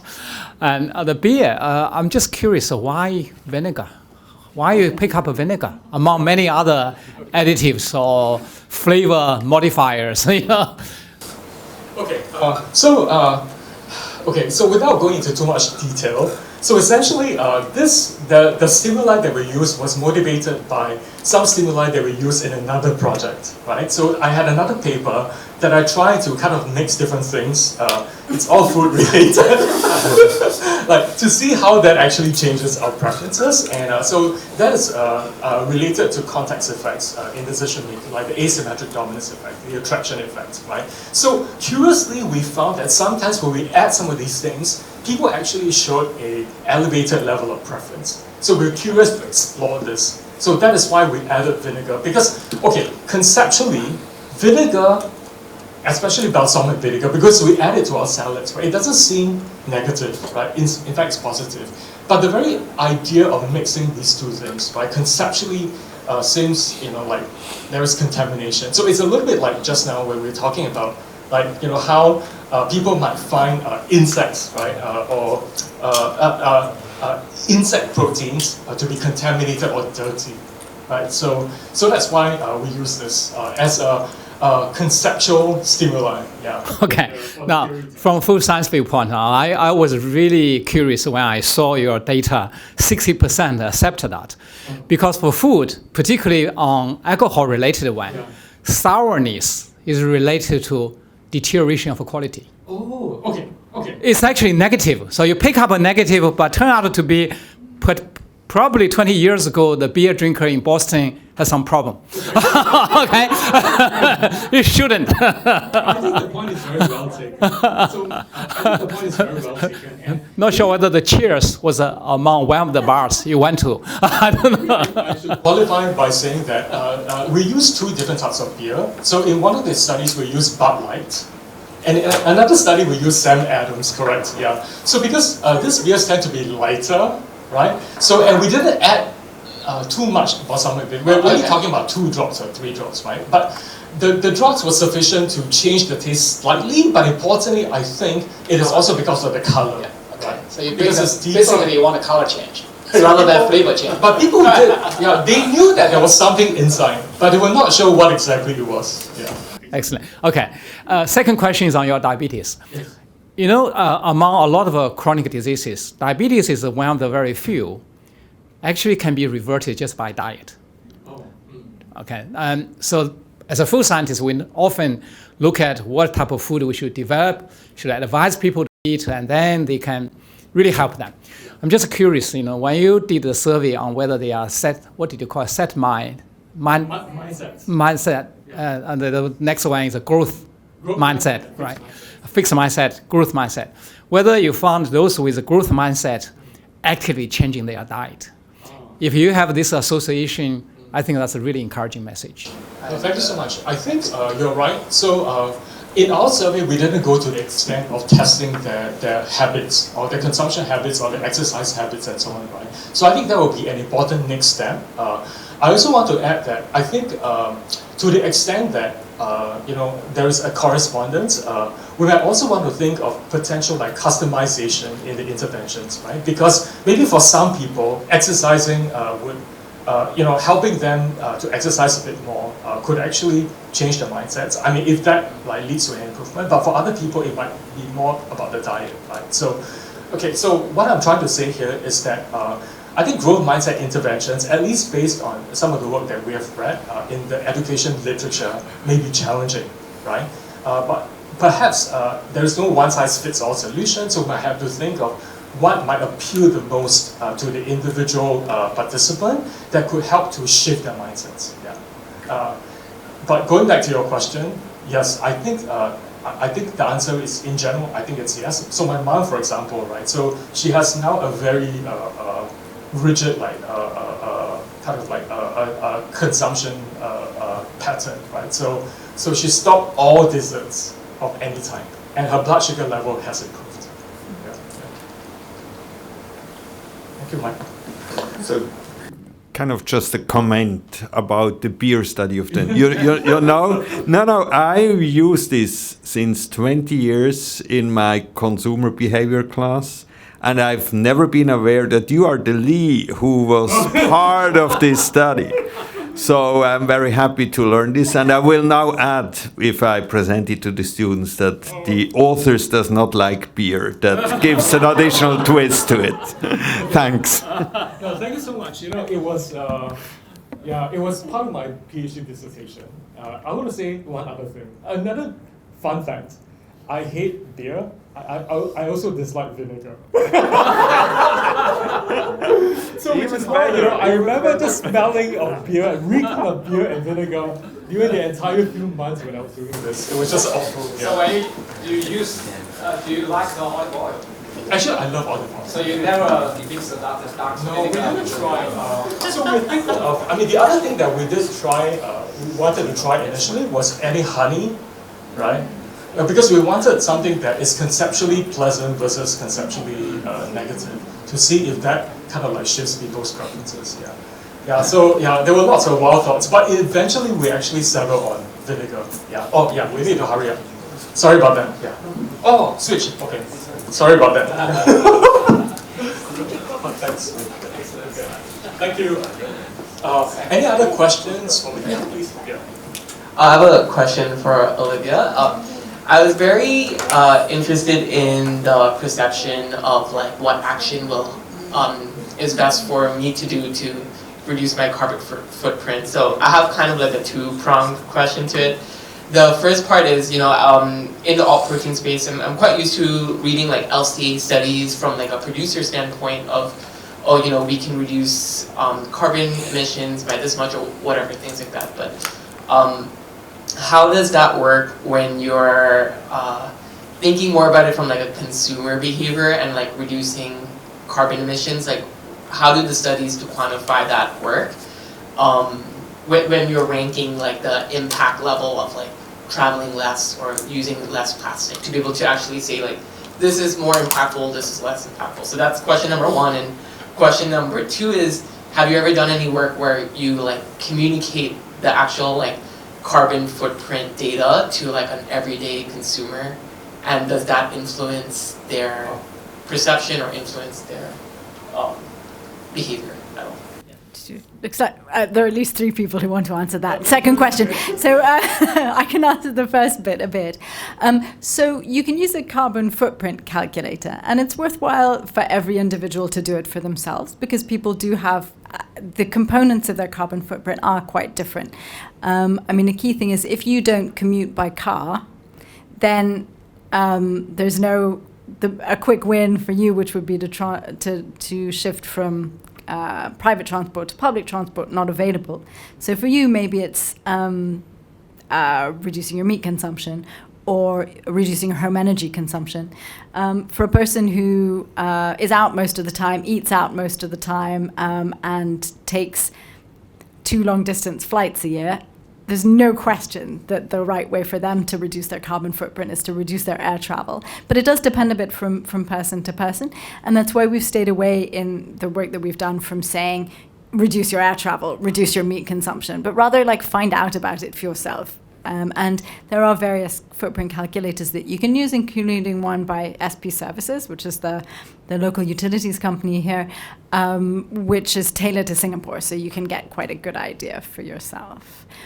But everybody else, you all wanted, everybody went, answer about the interventions. Right, no, maybe I go to your talk. Yeah. So you have to wait for the answer. Okay, I can hold up. Yeah. You can turn the slides. Right. So it's now 6 p.m. and we had promised to finish by 6 o'clock, and I know it's a very special day, day number 3 in Chinese New Year. So I'm thinking through my head that maybe I'll cut my presentation very short. So if I move through some slides quickly. Wow, this is heavy. You named it, Michael. Yeah. So I'm just thinking through my head what are the talking points that I want to emphasize and just I'll point to some slides where this is. So where this is heading is I'd like to talk about a new technology that is coming online within the university by next semester in the NUS Dining app. And it's going to contain information from people's food choices, the choices they make at residential colleges. It will contain information about the nutrition content of their choices, and also to name one, perhaps the leading resource under strain, the carbon content, the carbon emissions content of their foods. So that's where I'm heading with this talk. The way I thought I'd write this is I wanted to talk a little about some survey work that I and a lot of students have worked with me have done, which complements what Olivia presented. Then I was going to cycle through something similar, which is app-based, fintech-based in urban mobility that Leonard and I have worked on, and then finish through the dining app. So and I'll try to make it 10 minutes, okay? And I apologize if I have to click through, okay? So we've talked about this already. There's some very nice quotes from the inauguration last October about how, so for example, the CEO of the Bezos Earth Fund that funded the center that Leonard led. Since 1970, the human population has doubled, while the population of all other vertebrates has halved. So this speaks to a point that Roman made initially, that he wants to approach food and also biodiversity, working with Chloe. One thing that I work on pretty much all the time nowadays, all my projects now are thinking of climate action with a focus on individuals. So at least since the Rio summit in 1992, we're talking about how different actors have to move away from business as usual. Now the question is not whether, but how much, and who needs to move away. So there's no, we all agree that countries, subnational jurisdictions, cities, businesses need to move away from BAU. But whenever you talk about individuals moving away from BAU and on their path to net zero, and telling perhaps someone saying, look, I'm not going to travel now because I'm cutting my air travel, you kind of come across a little as weird. So it's the importance of why individuals need to be brought into this. So Olivia had a slide from this IPUR brochure, which is wonderful, speaks to why we have to engage individuals. Some of my projects nowadays so there's this very nice review by non-economists. So most of this is by non-economists, looking at the different roles of individuals in climate actions, and the way they label this is upstream, sort of citizenship, voting, even in places that don't vote, the court of public opinion matters a lot, going through midstream and all the way downstream, which is consumption. And what I'm exploring is whether by involving individuals in their consumption, which they do on a daily basis, and it's not so much whether you can nudge them away from high carbon choices, because we know that the effects are not large, they might not be sustained, but the key question is whether when we involve them in their day-to-day, whether that feeds through to their citizen behavior, the sorts of policies that they would support. I'm going to skip this, but there's a trick question that you ask economists. This is Economics 101. So don't look at the figure. I was going to explain very... but the question here is, it's a trick question, who creates external damage, right? So in the context of food, there are dirty products, like beef is the edible version of coal. 1 kilogram of bone-free beef, you can look at 30 years of life cycle assessment studies, you average across countries of origin, blah, blah. It's around 25, 30, 35 kilograms of CO2e per kilogram of beef. And then the question is, who creates the damage? And there are producers and there are consumers. And the answer is it's both producers and consumers, because they're the ones that are pulling the chain. So it's, again, the key role of individuals as consumers. Economists are obsessed about taxes. I'm always in these talks with economists and talking about why we need to involve individuals and educate them. And one common reaction is, why do people need to know? Just tax them.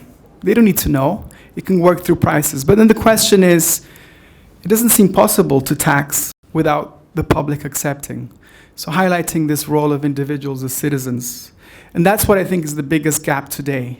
It's just the lack of understanding of why certain policies are needed. And therefore politicians obviously are very timid in pushing, technologies and solutions that we already have, but are not acceptable to the public. So it's this backward linkage, if you want to name it, between how you could involve citizens in their day-to-day activity without shaming them, but in a positive light, informing them, disclosing them to them of their emissions. So this is also a big movement towards greater disclosure, countries, emissions inventories. In the last 15 years, businesses with all their emissions disclosure. And I also think there's a role to bring this to the individual household, in the way that it can inform their citizen behavior. So why food choices matter for sustainability. I think we all have heard a lot of that today, and we all know about this. Again, the climate and biodiversity challenges. There's a lot of co-benefits when it comes to food choices. I mentioned this in my question to Michael, the way we sell our food system to our children is a big lie. That's not the way it is. And also antibiotic resistance and how it might be a bigger killer than cancer in the not too distant future. So there are a lot of co-benefits. So the remainder of this talk, I will very quickly tell you a few knowledge gaps in Singapore, also IPUR, which was what Olivia just mentioned. I think I'll skip these recent examples, and I'll talk a little about this technology that's coming online and how we could explore this on campus. So knowledge gaps in Singapore, I've done these surveys with students on campus, NUS, NTU, in malls, hawker centers. There are different versions of these surveys. There's a qualitative scale, there's a quantitative scale.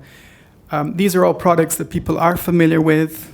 The ruminants, the like chicken and other sources of protein that are not animal-based.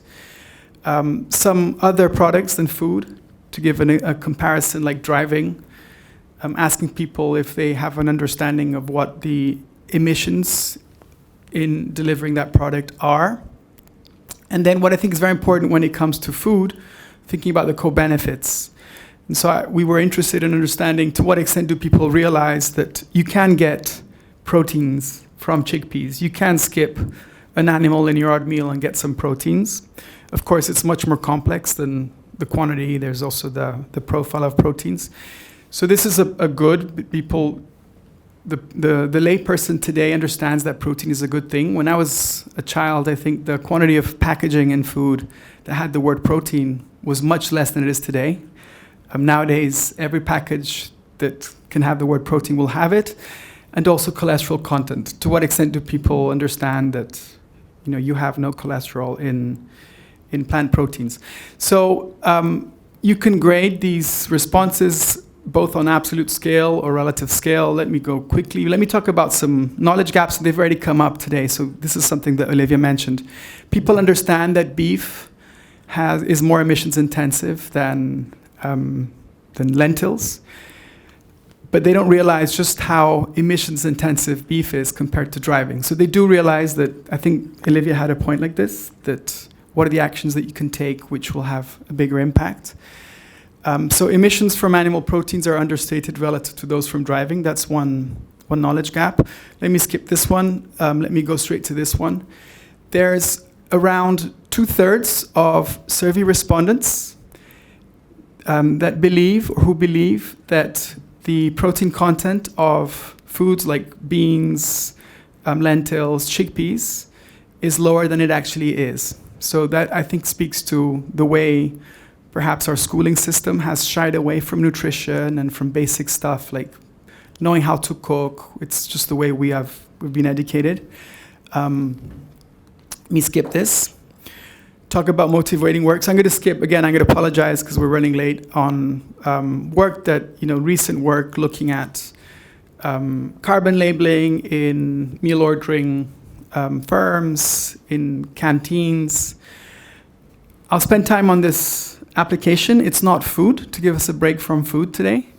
And then I'll show you some slides on this fintech solution that is going to be coming online next semester. So this is a project we did with Leonard.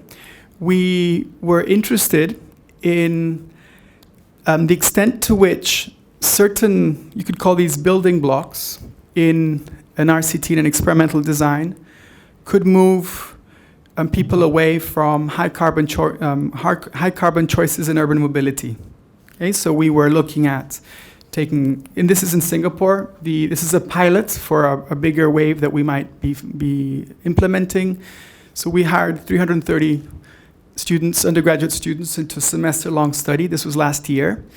We did randomization, we have a control, and then we had 2 treatments which had different types of layering of building blocks. Let me quickly, without showing you slides, tell you a few features. So one of the building blocks is we had carbon labels or grams of CO2 per kilometer traveled for different travel modes.